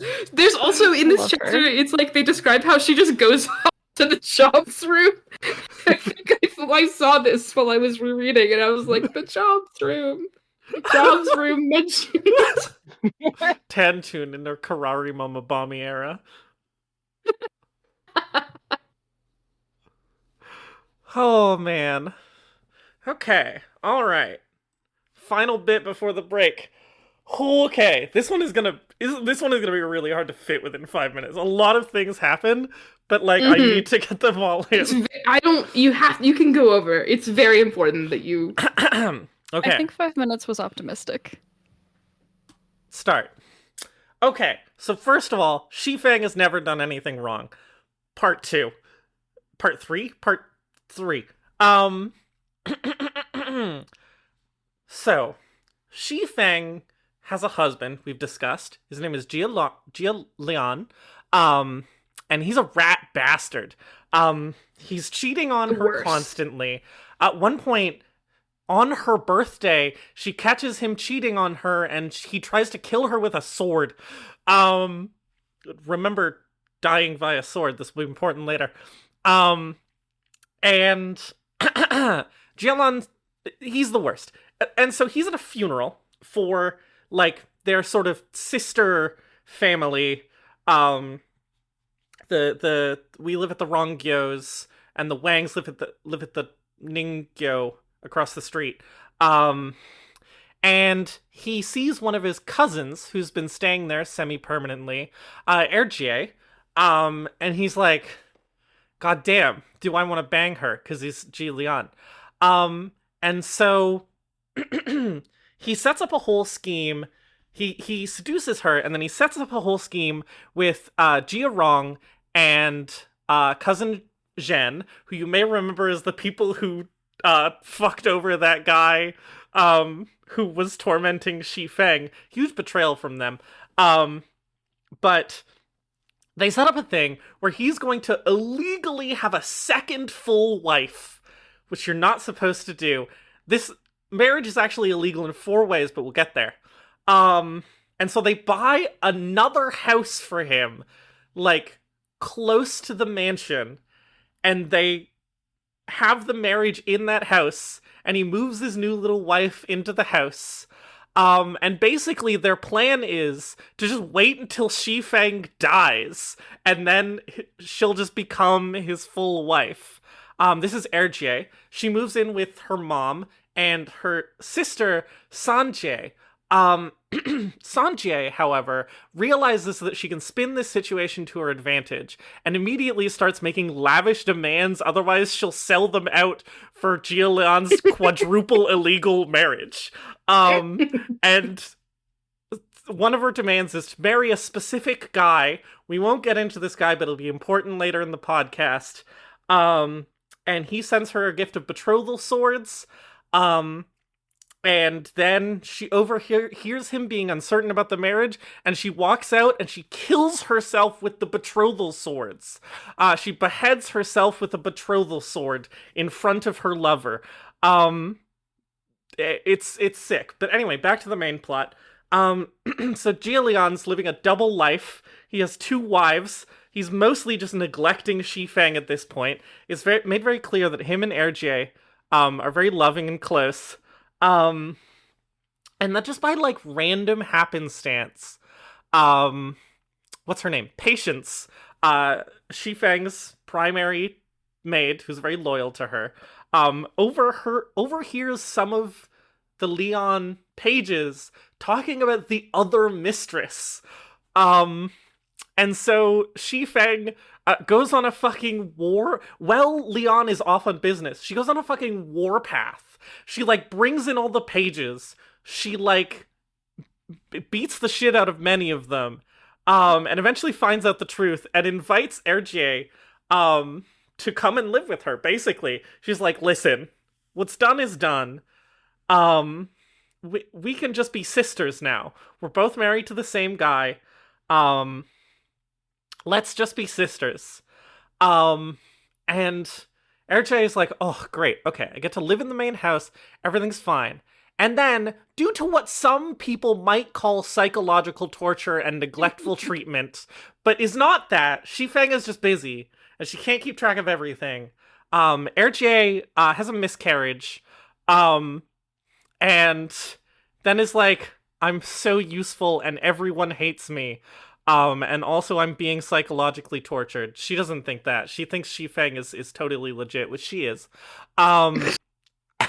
And then she's like, "Well, my only option is to kill myself." And then she eats a bar of gold and dies. And then Gia Leon comes back from business and is like, "What the fuck?" And to find that his new wife is dead in his old house. And his old wife is like, "Well, how do you feel now?" And then they just carry on. Here's all the ways that this marriage is illegal. It's illegal because it's a national period of mourning. It's a family period of mourning. They didn't get parental consent. And he's marrying a second wife of sort of the same sort of tier of people. That's clumsily put. I think those are the 4 reasons it's illegal. Yes, those are the reasons it's quadruple illegal. Let me be clear. Despite Ivy's bit about how Shifeng did nothing wrong, Shifeng does intentionally do a revenge plot where she's like, "Oh, my husband quadruple illegal married someone? That's fine. I'll invite her here to the garden. I'll have her live in the garden, and then I will arrange for her to hear people talking badly about her. I will arrange for her to receive very low quality food and lodgings, all while pretending to be her only supporter and best friend in this situation, because I'm obviously not mad about my husband having a quadruple illegal second wife. I love Erjie, but Listen. I am going to psychologically torture her until she kills herself." Listen, it's time to talk about Tristan. Because when we were talking about this in the book club, Tristan is the 5th person who actually finished the whole book, like, on the time scale. When we were talking about this in book club, I think this was one of the few arguments I had with Tristan in book club where I got genuinely mad at him. But he said, "If Shifeng was my wife, I would do that shit too." And, like, bitch, if Gia Leon was my husband, I would do that shit too. Like, it's true. Shifeng did nothing wrong on account of her husband did go leave her alone with her, like, because she can't have a male child. Isn't she, like, literally pregnant at this point? I think there's something along the lines of She's Shifeng sick. has many pregnancy troubles. She's definitely sick at this point. She is sick. Leaves her alone to go get quadruple illegal married to a random woman because he sucks so bad. Shifeng just decides to do the most about it. This idea, I think it was, like, brought up on a whim, and he goes through with it. He's so terrible. Yeah, it's like one of the page boys who's like, "You should just go get another wife." No, it's Gia wrong. Oh, it's Yeah, Gia it's like- wrong. That fucking bastard. It's always fucking Gia wrong. Anyway, I think Shifeng did nothing wrong here. Erjie killed herself. She could have become a nun instead. It's true. She could have Could become a have become nun. a nun. Sanjie could have done this too. Uh Could have. huh. I mean, her husband does become a monk slash disappears slash we'll potentially get kills there. We'll himself. get there. We'll get We'll there. get there. We'll get there. We'll get there. Um. Okay. For reasons that Dream of the Red Chamber nerds will understand, but also because it's been an hour and a half, we're gonna take a 5-minute break. Oh, that's funny. Don't. Yes. Did you not realize I put the No, I didn't. break where the break funny. is? Yeah. I don't know what I'm gonna put in this little in-between section. Oh, right, sorry, I wanted to say something before the break. I forgot to say this at the end of the first volume, but we mentioned earlier there was a part of the first volume that we agonized over including, and that's because it has one of the most iconic lines to the book club Oh, yes. in the novel. And I want to, before we go on break, I want to end with that. it. Nobody remembers the full line because we came up with an abbreviated one, but here's the full line from chapter 9, said by the page boy Tea Leaf, without context. Whether we fuck arseholes or not, what fucking business is it of yours? You should be bloody grateful we haven't fucked your dad. Or, as we like to say, who cares if we fuck arseholes? You're lucky we haven't fucked your dad. We'll be back in 5 minutes. Less than 5 minutes for you, everyone. Bye. Bye. Bye.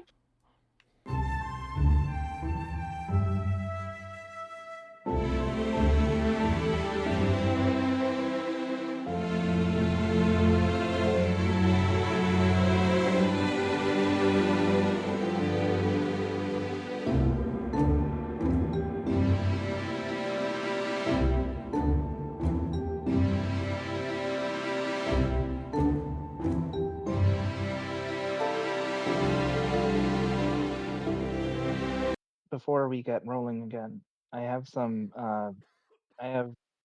Well, as the situation develops, I have some mixed news. Um, Rizel Iglesias I knew this was going to be 2 outs in the baseball. 9th. Unfortunately, Rizel Iglesias is also on a 3-0 count to Bryce Harper. So Yeah. As I was walking away from the computer, I heard you saying, Ash, guess what I just read? And I was like, I'm walking away from some baseball shit, and I could not have picked a better time to walk away from the computer. Emma actually DM'd me in the middle of recording to say something about baseball. This is like, why would you telling me like this? people Because it makes for a funny cold open. promote virtue, support benevolence. Come Wrong fucking order, on. bitch. Hi, welcome back. Hi, welcome back. Okay. I'm not gonna make any noises if anything happens in this baseball game. I'm only gonna DM Emma about it Everyone silently. close your fucking baseball tabs. I can't deal with this. I'm trying You to run a can ask me production to do here. that. Support baseball. I'm promote professional. I virtue. didn't talk about it during the actual recording. Okay, so brief history lesson. Dream of the Red Chamber was originally published as 80 chapters. And then later, a man named Gao Yi, who claimed to be a friend of the author, published a extended and final 120 chapter edition. This was very controversial for a while, and then some evidence came out that Gao Yi was actually working with legitimate material and was like working really, really hard to make it all fit together. We're 120 chapter truthers. 80 chapter truthers, you can leave right here. As we get into the last 40 chapters of the book. With volume 4, The Debt of Tears, right? That's what this shit is called? Yes, correct. The Debt of Tears. And we're starting off with Emma. Hi, I'm Emma. I have to sit through this mobile game ad on my reader app. No, same. I use a Quill reader, and every time I exit and enter a book, it gives me a bunch of mobile game ads. What? I don't know why. Just get a... I know you can just get We need a a good different normal app. e-reader, but I haven't. I think okay, so I'm gonna start. Um, I think kind of the best way that I can do this is honestly just kind of read a section out of this chapter. And that will serve as a pretty good introduction to the vibes of these next two volumes.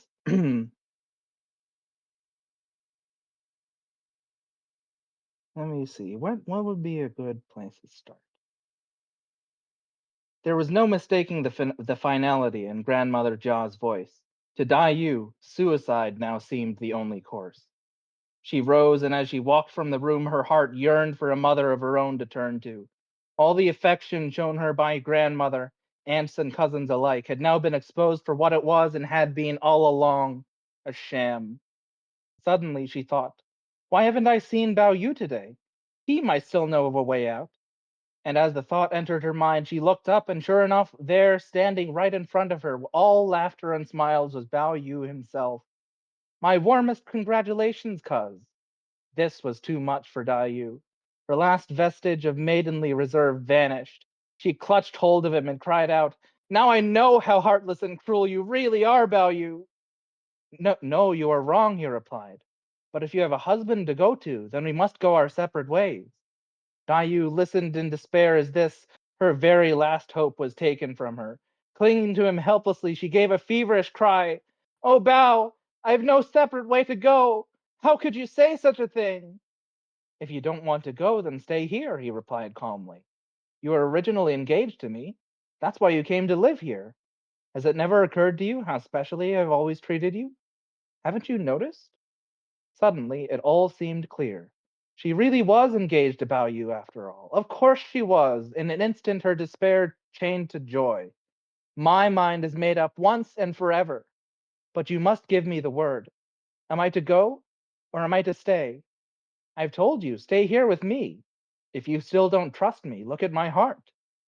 With these words, he took out a small knife and brought it down across his chest. Blood came spurting out. Terrified out of her wits, Dayu tried to staunch the flow with her hand, crying out, how could you? You should have killed me first. Don't worry, said Bao Yu. I'm going to show you my heart. He fumbled about inside the gaping flesh, while Dayu, shaking convulsively, afraid someone might burst in on them at any moment, pressed him to her tightly and wept bitterly. Oh no, said Bao Yu. It's not there anymore. My time has come. His eyes flickered, and he fell with a dull thud to the floor. Dayu let out a piercing scream. She heard Nightingale calling her. Miss Lin! Miss Lin, you're having a nightmare! Wake up. Come along now. You must get undressed and go to sleep properly. Dayu turned over in her bed. So it had all been a nightmare. But she could still feel her throat choking. Her heart was still pounding. The top of her pillow was drenched in sweat, and a tingly, icy sensation ran down her back and chilled her to the core. Mother and father died long ago. Bao Yu and I have never been engaged, she thought to herself. Whatever could have made me have such a dream? So, um, yeah, that's the warning voice. Ooh, okay. I'm this one goes to the floor because I don't really think I have anything more to say. The volume 4 is the last volume where there are sort of like normal things happening. But they're all spoiled because there's this swirling maelstrom of the worst things you've ever read happening constantly at all other times. Is there also a thing with like Bao Yu having a concurrent dream at the same time she's having that dream, or am I making that up? It sounds vaguely think familiar. so. I'm not sure when that exactly happens. I think that might happen multiple times. They're connected on like a celestial level. Mhm. Mhm. These things happen. These One things happen. one thing I like about this bit is that this is also sort of the part of the book where Dayu and Baoyu, who have been like fighting, bickering constantly throughout their entire childhood, actually start like having a good time together regularly, while also having horrible dreams about the other one dying. Um, it's good. It They is. do constantly have horrible dreams about people dying. It's things that happen always in Dream of the Red Chamber. Baoyu and Dayu have stupid little fights and then become terribly ill. Baoyu and Dayu have terrible nightmares about the other one leaving forever or dying terribly, Uh and huh. then become very ill. Uh huh. And then also they hang out And then also they hang out. and have like a It's called nice time. Zen, bitch. It's called Zen, bitch. I think we can. I think we can stop that there. I think that was an effective setup. Next is Ducky. Okay. I have got chapter 87 where Bao Chai and Dayu write each other sad letters with sad poems in them. And I'm also going to kind of just read some excerpts because I feel like I can't describe it in a way that isn't just reading it. So, Bao Chai has had to leave to go live with her mother because it's a mess over there. We'll get into it. Um, but she's sent Dayu this letter since they're not living in the same place anymore, and it begins. Dear cousin, some malign star must surely have ruled the day of my birth. Misfortune pursues the family at every turn. Cousin Chen and I both fatherless, mother advanced in years, to which add the sounds of bestial ululation that now emanate from our inner apartments at every hour of the day and night. And to complete this recital of family woes, Brother Pan's recent and most cruel blow. So, what she's referring to is that her brother, Shui Pan, has been arrested for murder again. And it looks like they might actually get him this time, in which case he would receive a death sentence. I think that's what's happening here. Yeah, that's correct. Yeah. I wasn't sure if I had forgotten an additional in-between time Shui Pan got arrested. You might be thinking of the part where he gets beat the fuck up. Many things happen to Shui Pan. He might have gotten beat up. Most He of might them have gotten deserve. arrested. It might be in the next book that he gets arrested, but he might have been arrested this whole time. I don't know. Anyway, the bestial ululation that she's referring to is that he's also gotten married and his wife is the worst. And she just fights with everybody all the time and nobody likes her. And Bao Chai is just kind of in there trying to make anybody be normal. And she writes, As I lie awake at night, tossing on my bed, unable to master this grief, my only consolation is the thought of a kindred spirit such as yours. Ah, dear cousin, you, I know, have the heart to share my present trials, as once you shared the joys of that golden autumn, when harmony and conviviality prevailed. Then united beneath the aegis of the Crab Flower Club, we tasted crustacean delicacies and contemplated chrysanthemums. Once I recall you questioned the flowers thus, Who, world disdainer, shares your hiding place? Of all the flowers, why do yours bloom so late? The lines never fail to rive my heart, for are not you and I late blooms that tremble at the approaching chill? I have endeavored to compose a lament in 4 stanzas to express these feelings of mine. I beg you read it not as a piece of literary art, but as a simple vessel for my tears. Your affectionate cousin, Bao Chai. I feel like I'm mispronouncing so many English words. It's fine. It's fine. You're doing great. And so,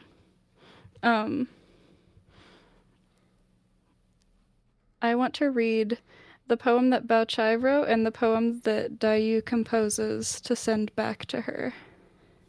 So Bao Chai says, Alas, the seasons turn, and turning bring once more the chill of autumn to our joy-forsaken door. We have a flower, Floss Mattress is its name.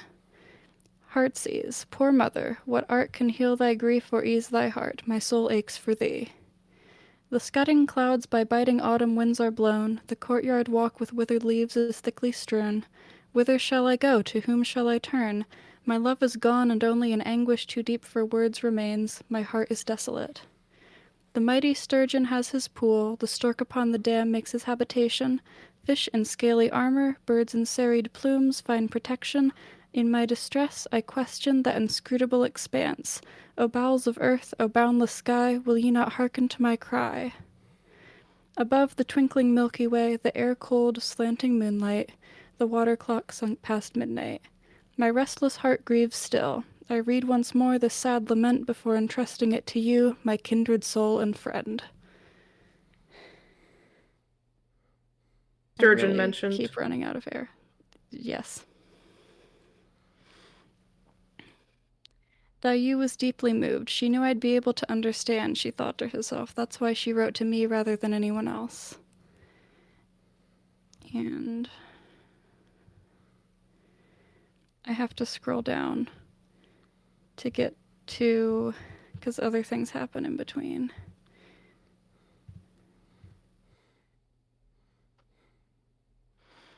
Okay, so when Dayu writes back, she's been learning the chin, which is an instrument that I don't know anything about. But It's like Sounds a good. zither. It's sure. It's I a know board with exactly what a twin zither strings is. on it. So, Baoyu and the nun Adamantina are walking past while Dayu is composing this sad song to send to Bao Chai. Autumn deepens and with it the wind's bitter moan. My love is far away, I mourn alone.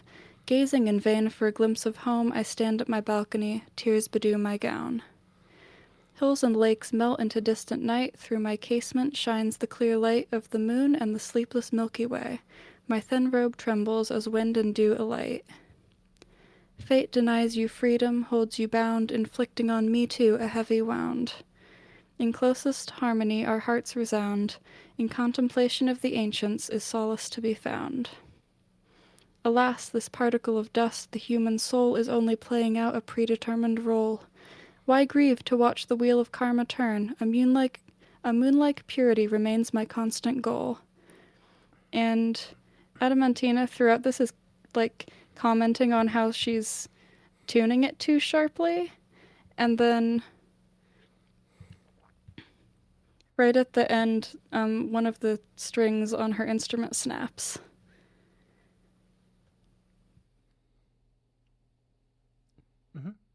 I'm glad that you read those full poems. I love this bit so much. Ah, it's so sweet and sad. Yeah. Daichai stocks go up. Daichai stocks go The up. stocks go up.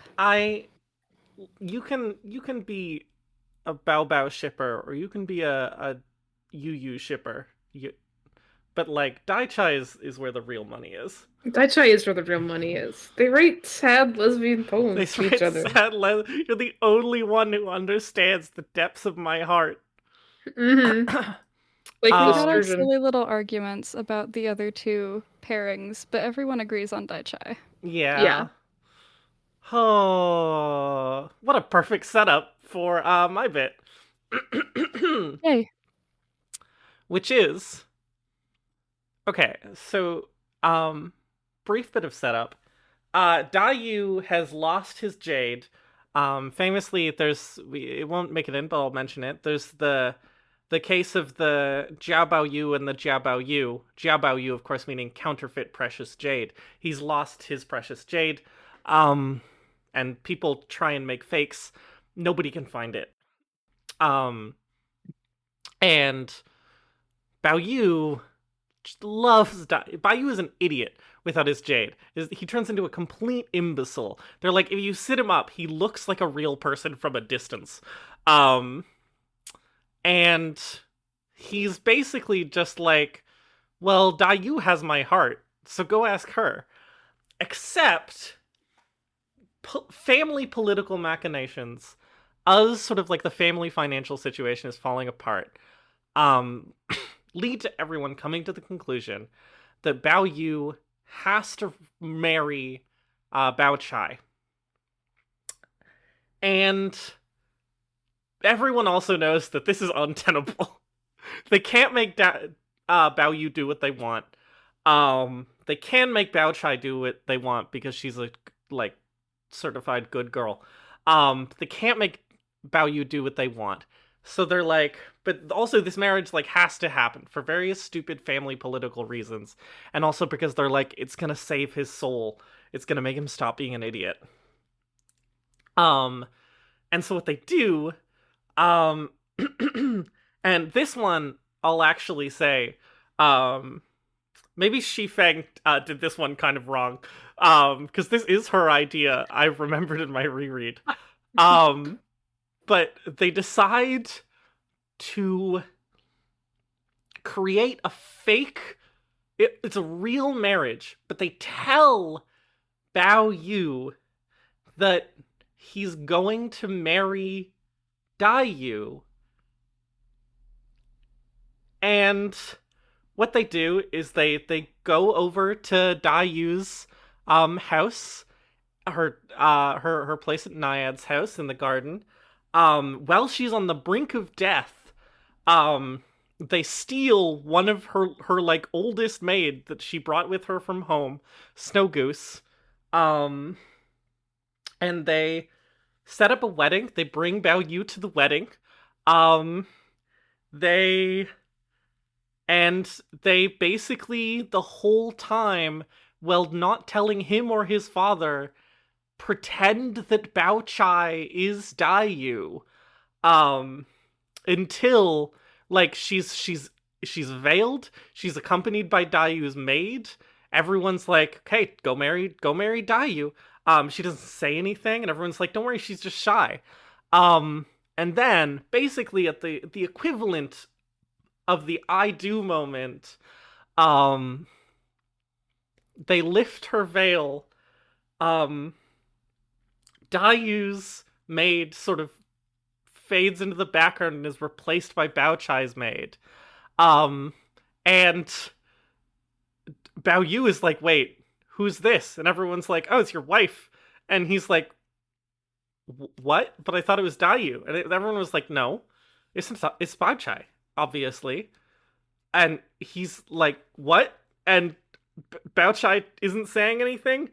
And then they get married basically against his consent. And then we find out later in this like horrible, awful scheme that's sprung on them. There's this awful like sense of dread throughout the whole thing from all of the sort of like younger people, where it's like Bao Chai is very upset by this whole thing, but she has to go along with it because she's too filial piety pilled. All of the maids fucking hate it. But they don't say anything. They can't say anything.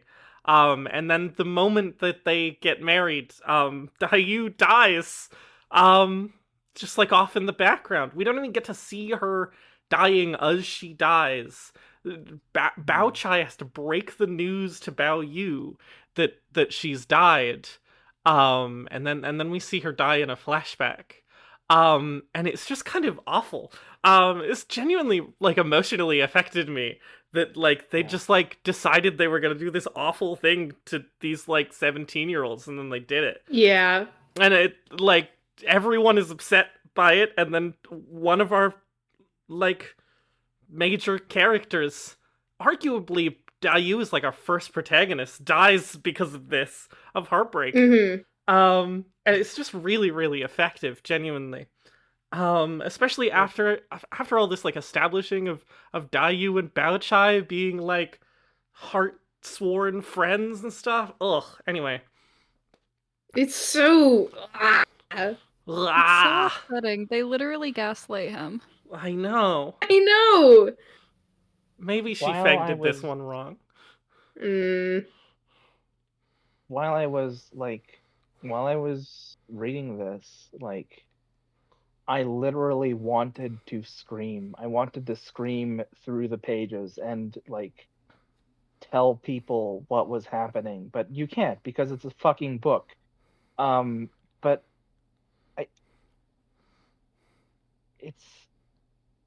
It's just genuinely awful on every level. Bao Yu is so upset by this. Bao Chai is not having a good time. Dai Yu fucking dies. Dai Yu fucking dies. Uh-huh. No one is happy and nothing is achieved. Yeah, and he doesn't get better. He mostly He gets doesn't worse. get better. He gets better while he believes he's going to be married to Dayu, and then he gets worse. Uh-huh. And then it's just kind of like Bao Chai managing him for the rest of his life. Uh-huh. Which is just sort of awful for both of them. It's great. Anyway, to end this volume off on a light note, this is the type of shit that I absorbed about Dream of the Red Chamber. Time to talk about Appendix 2. Time to talk about Appendix 2. Yay. So, here's the thing. This is kind of about Chapter 82, it's kind of about Appendix 2. The important things about Dream of the Red Chamber are not the horrible sort of things that happen to these 17-year-olds that form the basis of some hypothetical video game that we might we'll never speak about. But rather it is about like random bullshit. And Appendix 2 is about the octopartite composition. And the octopartite composition is a real thing in of the time like the education of Chinese schoolboys. This is a thing that almost certainly is from Cao Shui-Chin's real life, that he inserts into the narrative because he must. And in chapter 82, Bao Yu comes back from school and is talking to Dai Yu, and he goes, ugh, he says those absurd octopartite essays, which they have the nerve to call propagation of Holy Writ, are nothing more than a shoddy way of worming themselves into a job. The whole thing makes me sick. Not content with botching together a few classical tags, they try to hide the fact that they haven't got a single original idea of their own by churning out a lot of far-fetched purple passages, then pride themselves on having been subtle and profound. Ugh, Holy Writ, holy pretentious humbug, I'd call it. And then Dai Yu is like, I don't know, I think the octopartite composition is okay. But they translate like Bao Yu learning the octopartite composition in school by using like schoolboy Latin. So there's a section where he's like, you know, doing he's elaborating on his tema that he's been set. And it's like, you know, you are at present a youth of promise, a puer verendus. Whether or not you fulfill this promise depends entirely on your own efforts. Are you to be a man of merit, vir nominis, or are you to be a man no longer esteemed by his fellow men, vir non iem verendus? I shall allow you an initial period of 1 month to revise your old texts.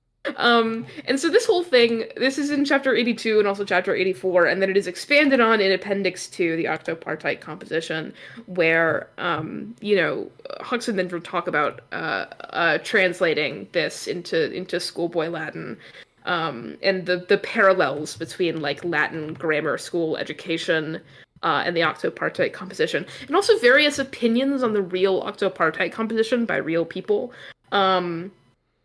So you have to take a theme from either the 4 books or the 5 classics.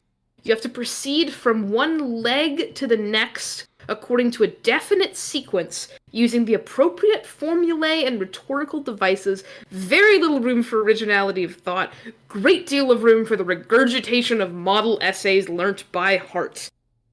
Even today, the expression octopartite is used to refer to cliché-ridden writing, e.g., Dong Bagu, Communist Party octopartite, writing full of political jargon.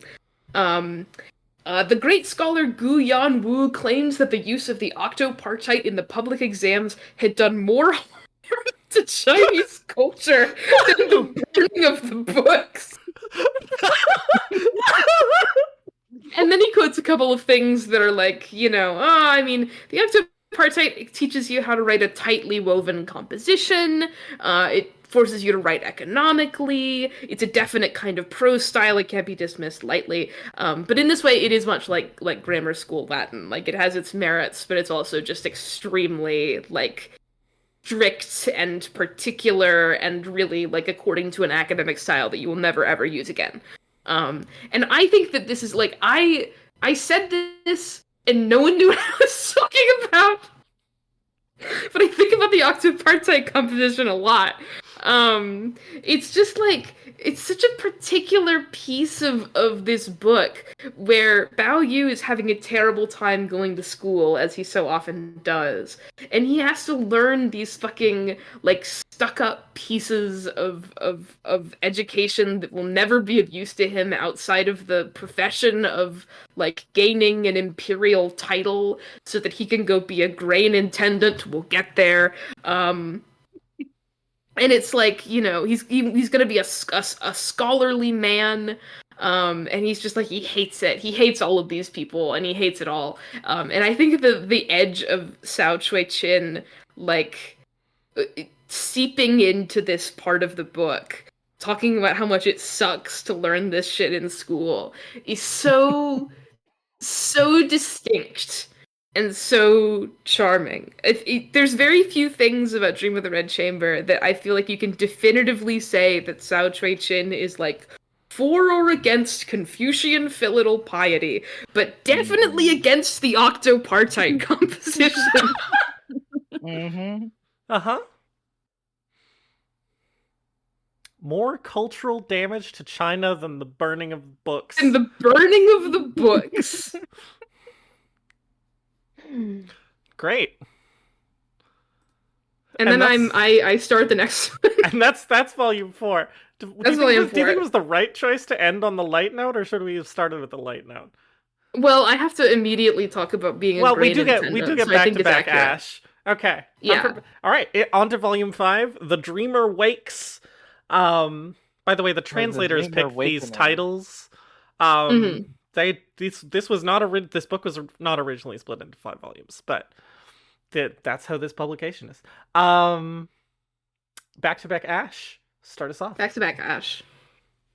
The very first chapter of volume 5, the most impactful chapter of volume 5 to me, which I picked, is the one in which Jia Zheng does a really shitty job at being an imperial grain intendant.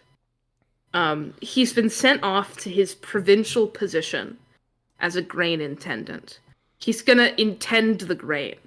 He's out, he's away from his family. He's got all of these people who are below him who have had this rotating cast of people sent by the emperor with various titles, you know, managing their work. But ultimately, his job as a grain intendant, which again is a thing which comes from Sao Chui Chin's life, this like type of provincial title. It's if you have somebody in your family who's like master of salt, it's like that's fantastic. His job ultimately as a grain intendant is to manage all of these people who are giving him various reports about like the farmland in the area and receiving payment from farmers. And the job that he's supposed to be doing, like actually genuinely, is to be full of corruption. Like, the thing you're supposed to do to be a grain intendant is to sort of, like, politically manage these various underlings and their levels of bribery, in order to, like, keep everybody happy, because you don't actually do anything. You just have to make sure that your minions aren't ripping you off or the emperor off. Jia Zheng, a man with so little real-world experience, a man of such high moral character and moral standard, is not fucking set out to do this. He shows up to his provincial posting, and he's immediately like, I need itemized accounting. And all of the people under him are like, what? Sorry. Let me bribe you. And he's like, no. I need everything to be so up to shape. And no one likes this. His minions don't like it. The emperor doesn't like it. The farmers don't like it. Like, doing things in this way that they're hypothetically supposed to run is so shit that he gets thrown out of his post. He refuses to fall victim to corruption, and that means that like he fires most of his staff. The guy who he's like, you're trustworthy, you're my right hand man, just rips him off completely. Everything sucks. He does such a terrible job being a provincial grain intendant that he gets sent back home. It's like, what the fuck is wrong with him? It's just everyone resigns. Like everyone fucking. Oh my god! I think about this chapter constantly. Everyone is like. It's such a because it's such a like schooling in kind of I guess sort of the things that Dream of the Red Chamber is about, which is like you're supposed to dress up the things that you say in these fancy words and like talk about how your master is such an upright and moral person that he would never do this, that, or the other, while behind everyone's backs you are absolutely doing this, that, or the other, just in order to make sure that, you know, like the buses run on time, so to speak. And this is like what everyone. The thing is that Jia Zheng doesn't manage the family's money. Ji Feng and Tan Chun manage the family's money. None of the men in the Jia family are capable of managing money. And so, like, he has no idea about how you're supposed to do all these things in order. You're supposed to economize and, like, lie to people and short people on their accounts and, like, short people on their allowances. Just in order to make sure that everyone stays happy. Just has no idea how to do it. And this is things that Dream of the Red Chamber are about. Men suck. That's one of them. And like Confucian filial piety is about lying. Was the second one. Uh-huh. There's this bit later on in this volume that I just love, where like everyone is running around with their hair on fire about how they're completely out of money and they need money for this one thing, and oh my god, where are we going to find money? And grandmother Jia like catches wind of this and goes, guys, like just sell some of my shit. I haven't even touched this in 5 years. What are you doing? And resolves the entire problem in 5 minutes. Uh-huh. Everything is stupid. Everything everyone does is stupid. Uh-huh. Mm-hmm. And Jia Zheng is terrible at being a provincial grain intendant. I'm gonna stop you there. You know, thank God, grandmother Jia is still around. As you say that as if you're leading into us talking about that bit when we're not going to talk about that bit because there's funnier shit to talk about. I started the timer late, so I'm cutting it off there.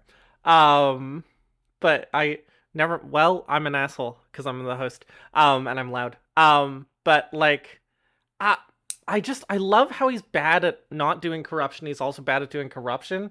Like at one point, his assistant is like, "Listen, you have to give me some permission to do some corruption." And he's like, "Fine, as long as I don't see it." And then all that corruption also goes terribly wrong, because he's not keeping an eye on it, and like then he gets caught out for not being corrupt enough and being too corrupt at the same time. Fucking idiot. Mm-hmm. No wonder his son is like that. He's stupid.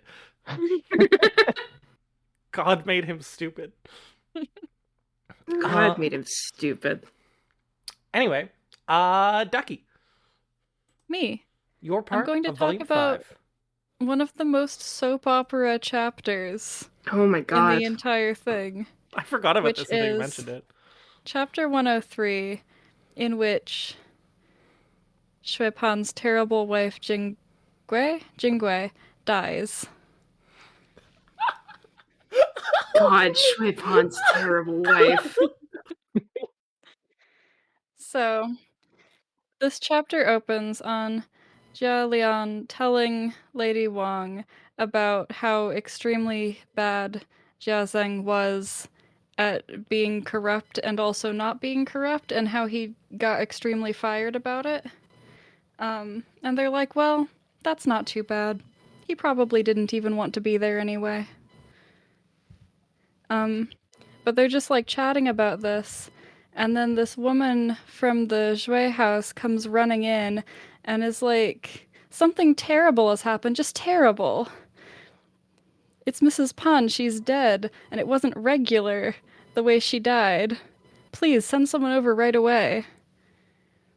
And so Jalian goes over to find out what the hell she's talking about. And it's so dramatic the way that this happens that I've sort of written down how it all happens because I feel like I won't tell it right. So I'm going to go over time. Sorry. But so the thing about Jingui is that she's terrible and she hates everyone and everyone hates her, but she especially hates Caltrip because Caltrip was like Shui Pan's favorite. And she's like, this bitch is trying to steal my husband, even though she isn't and couldn't care less. And at some point, Caltrip had to leave and go back to Aunt Shui and Bao Chai because Jingui was literally so mean to her that she couldn't stay there. But anyway, recently Shui Pan was like probably going to be sentenced to death for murder because he got in some kind of bar fight and killed a guy. And so ever since then, Jingui started acting weird, but not in like a sad way necessarily. Like she was sad for 2 days, but then she started dressing up a lot and wearing a ton of makeup and trying to seduce any other man she can find. Including her like brother-in-law and also her actual adopted brother. So the situation that led up to her death is that recently she insisted on Caltrip coming back to her house, and everybody was like, I don't think that's a good idea, especially because Caltrip has been sick. But she's like, no, it'll be fine. And then she's like actually really nice to Caltrip, which is suspicious. And she's even been like trying to make her soup and stuff, even though mostly Caltrip has been too sick to eat anything. But last night, according to Aunt Shui's account, Jingui asked Moonbeam to make some soup for her, Jingui, and for... This doesn't work out loud the way it worked in text. Jingui has asked her maid, Moonbeam, to make soup for Jingui and for Caltrip. And a little bit later, the other part of the house heard Moonbeam and Caltrip scream, and people came in, and Jingui was, quote, writhing on the floor with blood streaming from her nose and eyes, and after a few minutes of writhing and bleeding, she died. And it seemed that she had been poisoned. Moonbeam accused Caltrip of poisoning her, and both of them were locked in the room because they're both suspects. And they've been there until the morning, when they could finally get somebody in here to investigate. So they tell Jingui's mother and that adopted brother that she's been trying to seduce that she died, and they come running over, and as soon as they get there, Jingui's mother starts a fight, and she just is yelling at everybody and accusing Aunt Shui of having Jingui killed. And they start a literal physical brawl in the house before they've even seen the body, and it only ends when Jalian comes in and says, listen, we're going to have officers in here soon from the Board of Punishments to conduct an inquest to find out what happened, and you don't really want to be brawling in here when they come in. And also, this brother is not even supposed to be in here in the first place because this is the women's apartments. So everybody shuts up, and they go in to actually look at the body. Moonbeam accuses Caltrip again, and says that she must have used the arsenic that Jingui had her brother buy because they had a mouse problem. And Moonbeam says, the proof is that the remaining mouse poison should still be in Jingwe's jewelry box, but when they open the jewelry box, it's like completely empty except for a couple of hairpins. And then they open the rest of her stuff, and all of her stuff is gone. And everyone has a lot of questions about this, and Moonbeam finally has to admit that Jingwei has been taking things home with her every time she goes home to visit her mother, and has just, like, emptied out the entire house. Incredible. And so, at this point, Moonbeam finally is like, okay, I'll tell you the truth. I'll tell you what actually happened. And what actually happened is that Jingui did have her make those 2 bowls of soup, but Moonbeam was offended by being asked to make soup and wait on Caltrip because they're like both servants and Caltrip isn't better than her. So she deliberately way oversalted the soup she intended to give to Caltrip just to like stick it to her, I guess, and made a little mark on the bowl that was supposed to be hers. And then Jingui sent her out to do something else, and while she was gone, she took both of the bowls and unknowingly put the really salty soup in front of herself and gave the normal one to Caltrip. So then when Jingui left to use the bathroom, Moonbeam switched them around again so that she wouldn't get in trouble for doing the thing with the salt. Which is why, when Moonbeam came back and convinced Caltrip to finally drink the damn soup, she drank the poisoned soup herself and died. It's so stupid. It was like the worst It's Ace so Attorney stupid. case that has ever happened. It is. It's. I'm fighting valorously for fucking Caltrip's life. It turns out that she just accidentally killed herself with her poison. Because Moonbeam was trying to do a salty soup prank.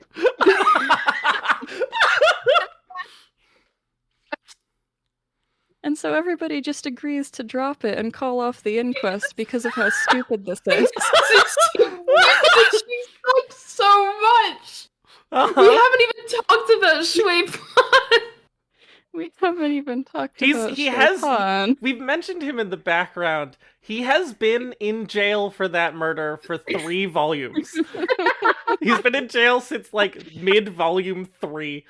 He's just like always in the background doing dumb shit and ruining everyone's lives by having a terrible wife, getting arrested, killing a man, losing all of your money, getting beat up for being gay, etc.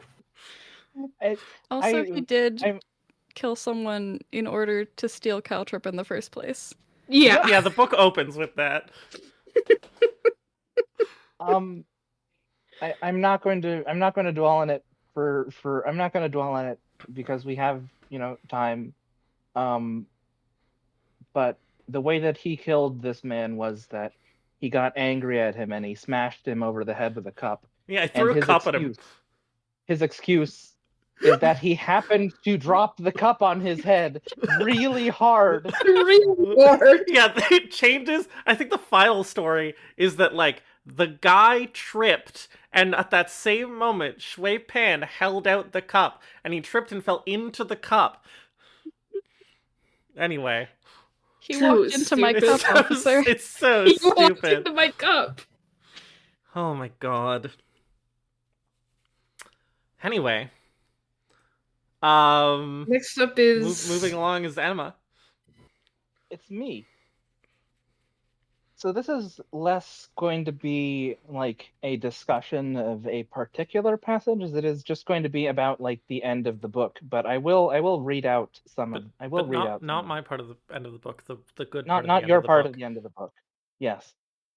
So here we have 2 characters from like the very, very beginning of the book.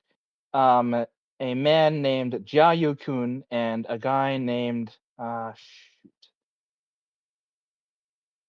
a guy named Zhen Shiyin.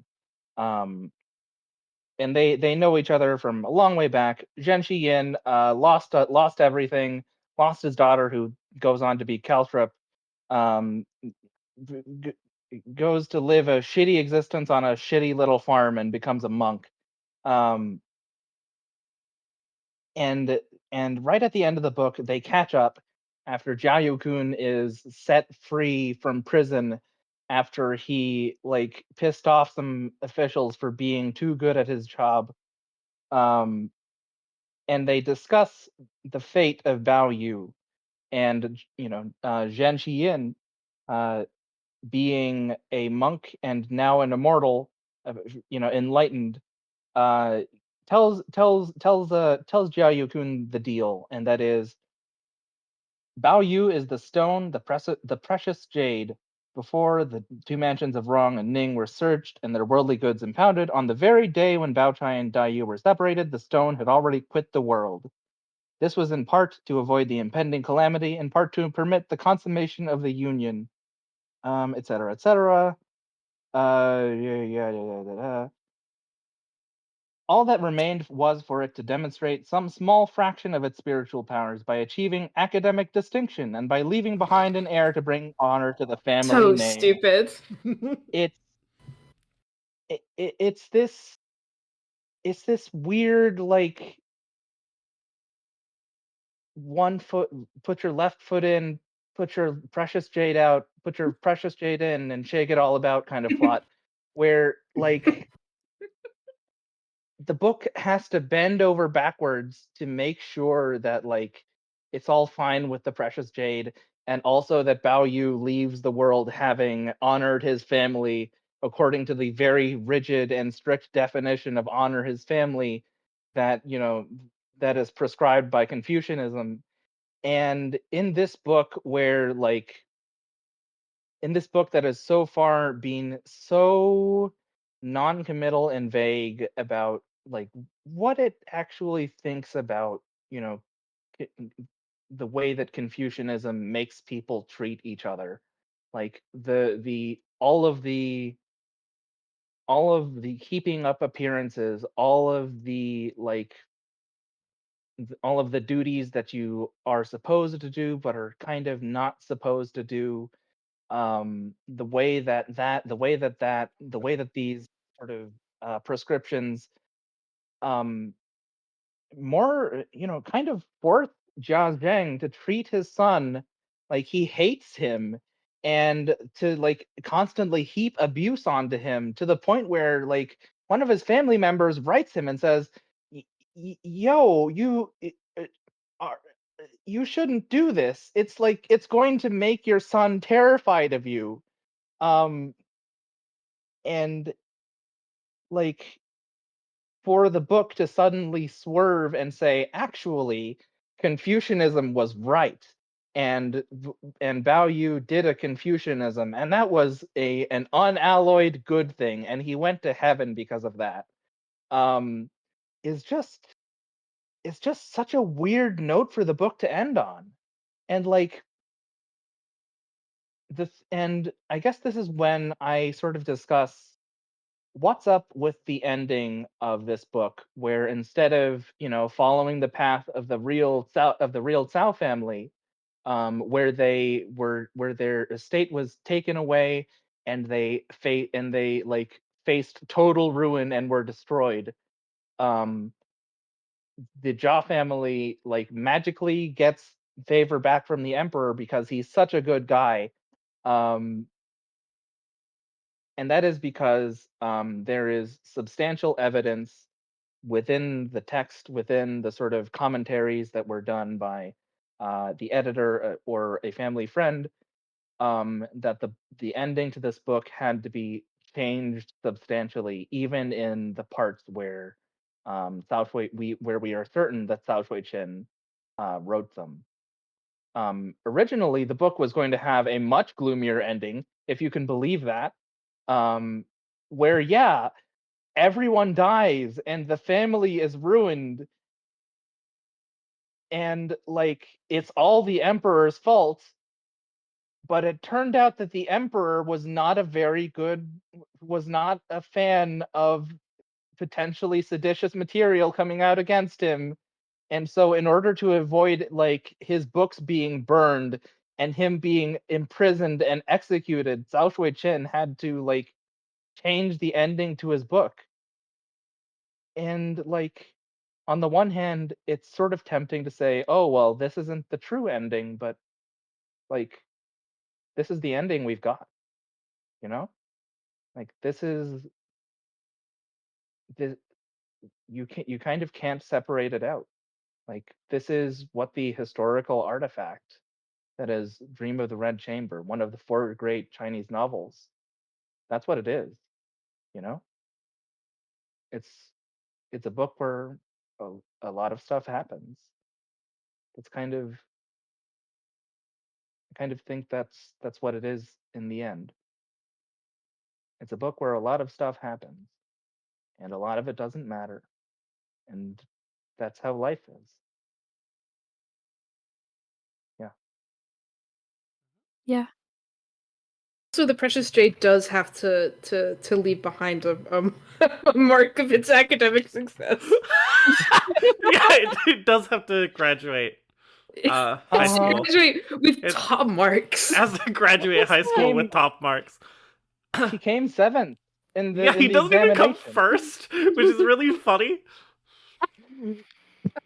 What was that He's bit like- about the Jade needing to leave so they could consummate their marriage?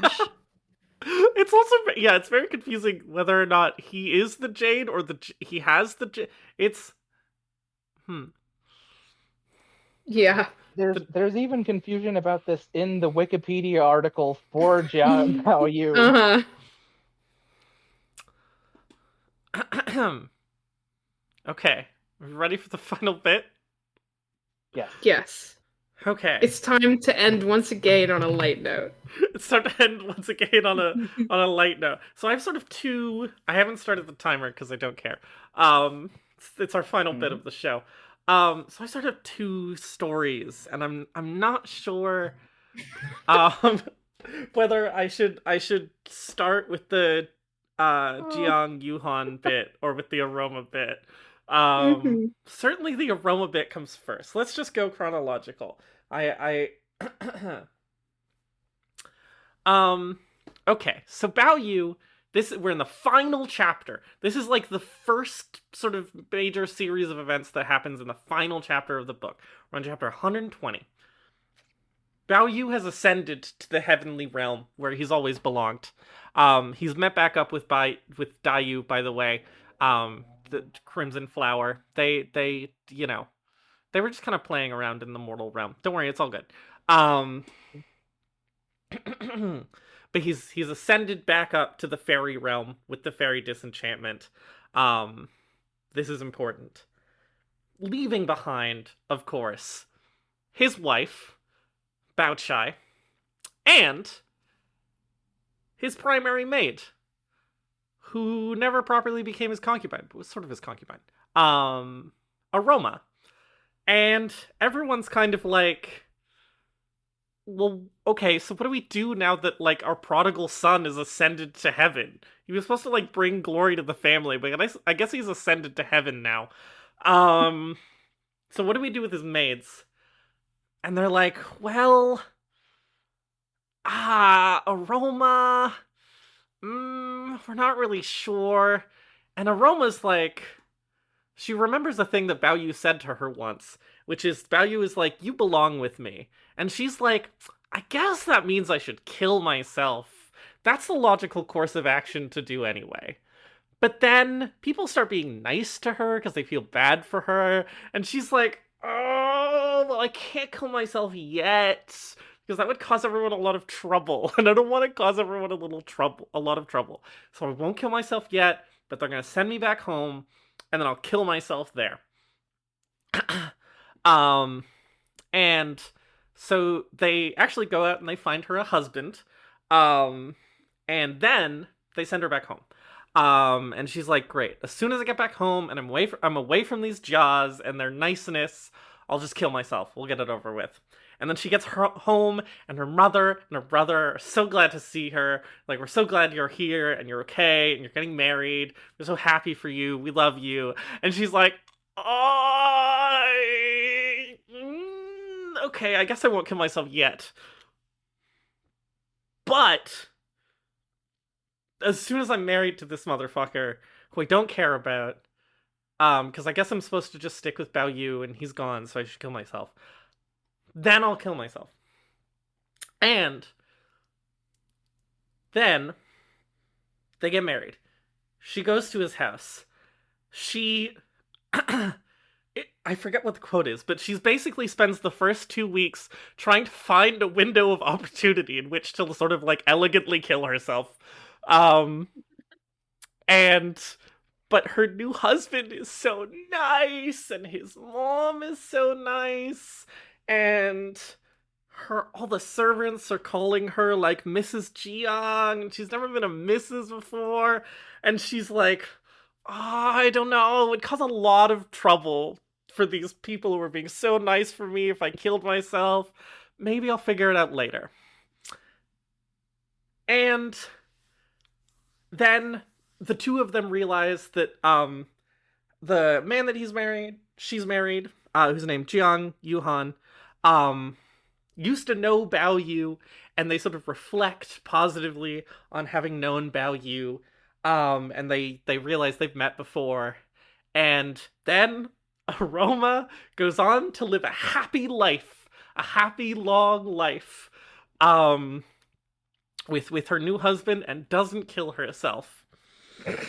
However, gentle reader, it is indeed true, as Aroma concluded, that life is predestined and that there's naught to be done. But unfortunately, this argument is too often adduced by sons and statesmen who find themselves out of favor, or by faithful widows and widowers as an excuse for mortal torpor.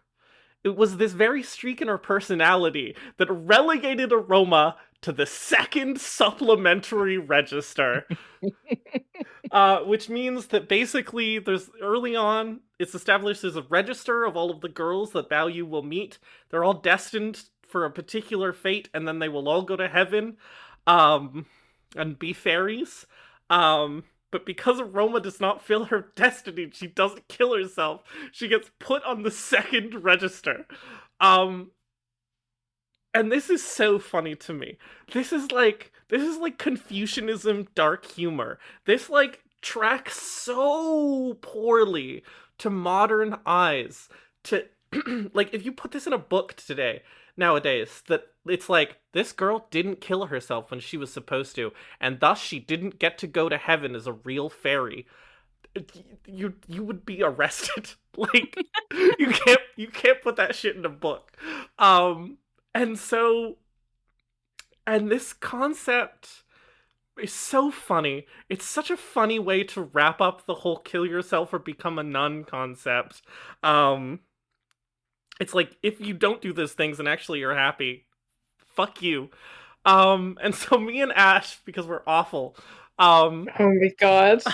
adopted the concept of the second register behavior, which is when you do things that brings shame to your soul, including not killing yourself. That's second register behavior.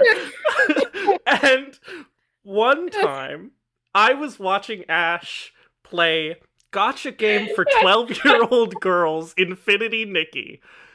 And, This to anyone before. This is fully just between me and Ivy. Well, it's out in the open now. You said I could tell this story. It's out in the open 8 months from now. It's out in the open 8 months from now. And Ash was trying to do an obstacle course on a bicycle with very poor controls and couldn't make a jump like 5 times in a row.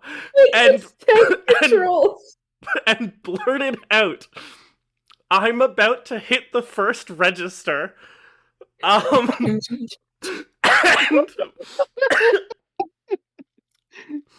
this is our most tasteless joke. I've decided this is our most tasteless in-joke. Is its first register behavior to kill yourself. I'm about to hit the first register. It was the funniest thing I've ever heard. It's the funniest button to... everything that had... There's more after this, but I sort of ignore it, because this is like the perfect button to end the book on. But there's more. I got really mad at the bike game. But there's more, because the man that she marries, he hasn't been in any of our bits, but he's been there tangentially. Jiang Yuhan is secretly the cause of, like, 80% of the problems that happen in the book. He's responsible for many, many people getting beaten up and dying. A commonly known thing that we didn't cover, in part because it's so commonly known, is that there's a point in the book where Bao Yu gets the shit beat out of him by his dad, and the only reason this happens is because Jiang Yuhan gives him a cummerbund. There's also a part where Shui Pan gets the shit beat out of him and, like, completely changes his whole life and almost dies. The person who beats him up is Jiang Yuhan. Then Jiang Yuhan is the man who married Sanjay, the sister in Jia Leon's quadruple illegal marriage, who kills herself with the betrothal swords that this motherfucker gives her. And also, we've mentioned it, Shui Pan being in jail for 3 volumes of the book, that's because he was getting a drink with this guy. And so it's so funny not to just end on this concept of, like, you gotta kill yourself when you're supposed to, or you'll end up on the fucking 2nd register, bitch. But the reason why she ends up on the 2nd register is because this guy does the right thing for the first. I mean, he's actually kind of a nice guy, but he's so nice to her that he dooms her soul in an extension of him accidentally fucking people over for the entire book. I don't know if that was comprehensible at all, but I love this bit. This was the bit of the ending of the book that I was obsessed with forever. I will be obsessed with it forever. It's so funny. And that's Dream of the Red Chamber. Why does he cause everyone so many problems? There was too much else to talk about, so I was like, I really want to talk about this guy and introduce him and talk about his fucking red cummerbund, but there was never time. I'm so glad that we've made sure to include him there at the end. The most pivotal background character in Dream of the Red Chamber. Red cummerbund actor guy who causes every problem. He's not a bad dude. No, he's really nice, actually. He's really nice. But he causes so many... Even Sanjay killing herself is really kind of an accident on his part. Yeah, no. I don't think the time he beat up Shui Pan was an accident. No, he did deserve it for other things. Really badly because Shui Pan was like, want to have sex with me? And he was like, I hate gay people. And then beat him up. Shui Pan did deserve that shit. Shui Pan does deserve that shit, generally speaking. Anyway, that's Dream of the Red Chamber, I guess. If you're listening, guys. Go ahead. No, you go.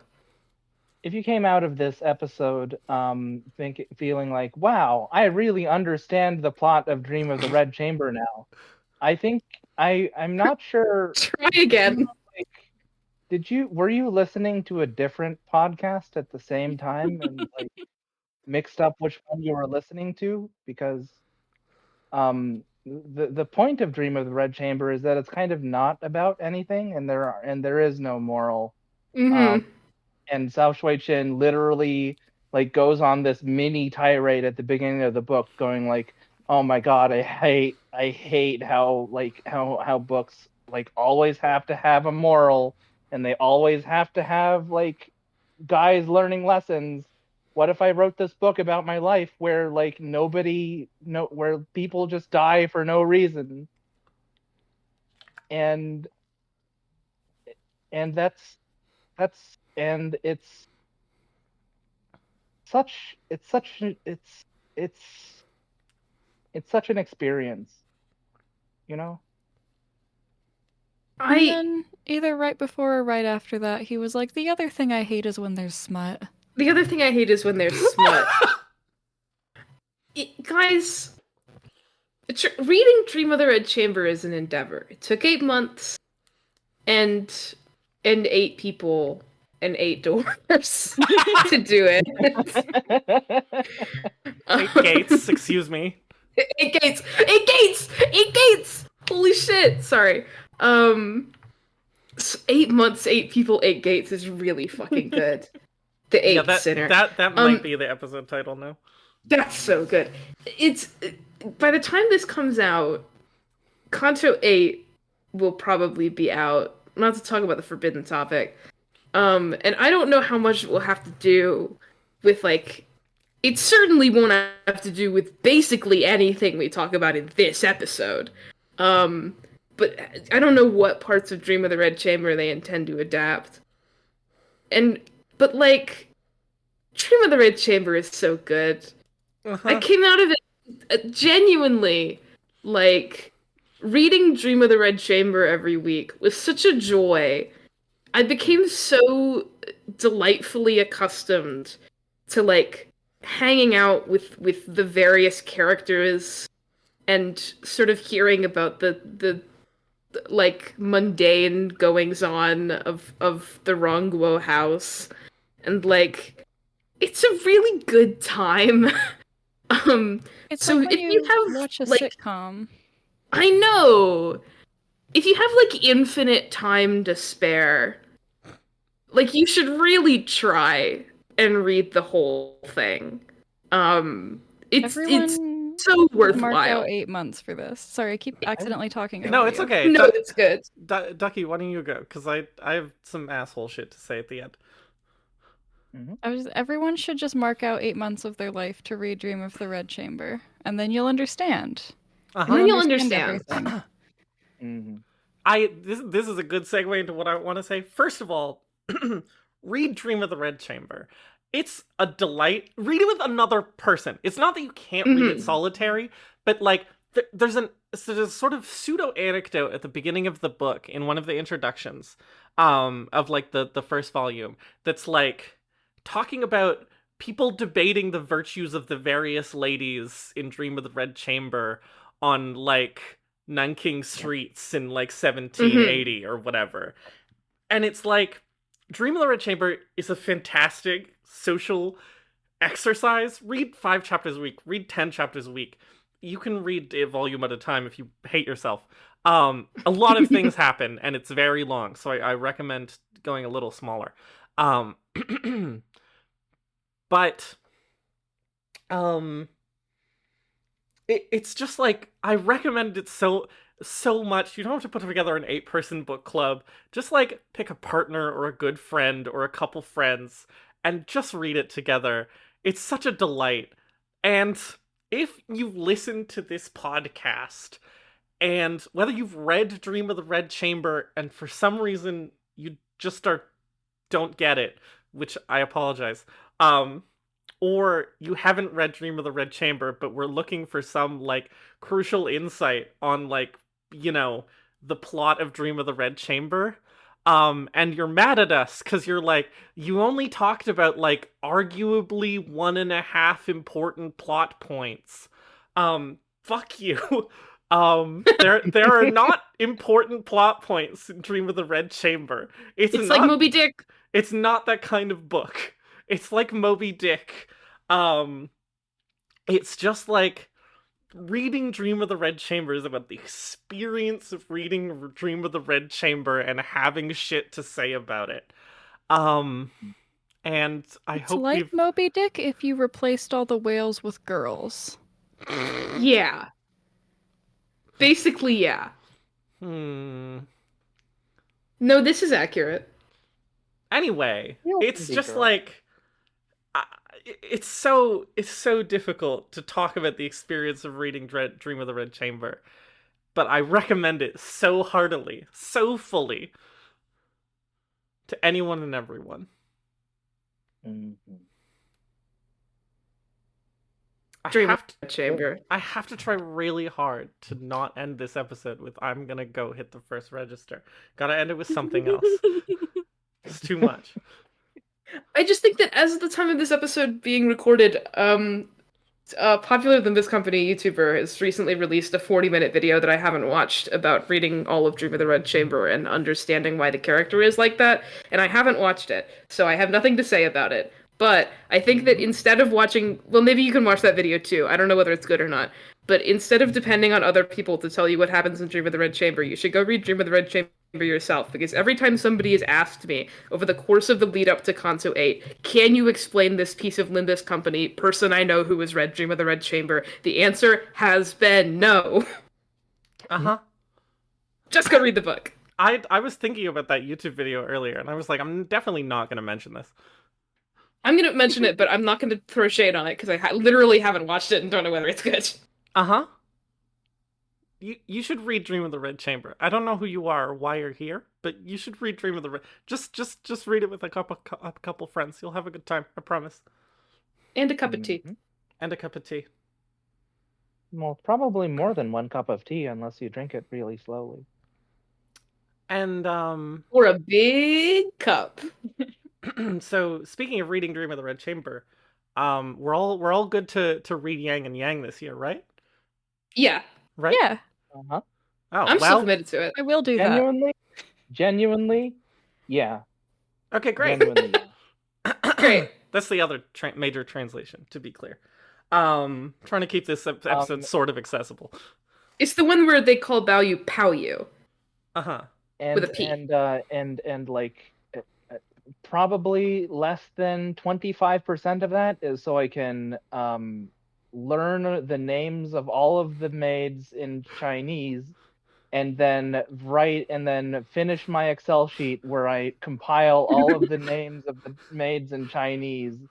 And then we can their also make tops Dream of and the Red mids. Chamber wiki. And then we can look out for Dream of the Red Chamber wiki. A real project. A real project, asterisk, coming. I mean, I guess this episode is going out 8 months from when we're recording it, so it might be out now. Look in the show notes. Check the show notes. Check the show notes. All right. Well, and on that, I'm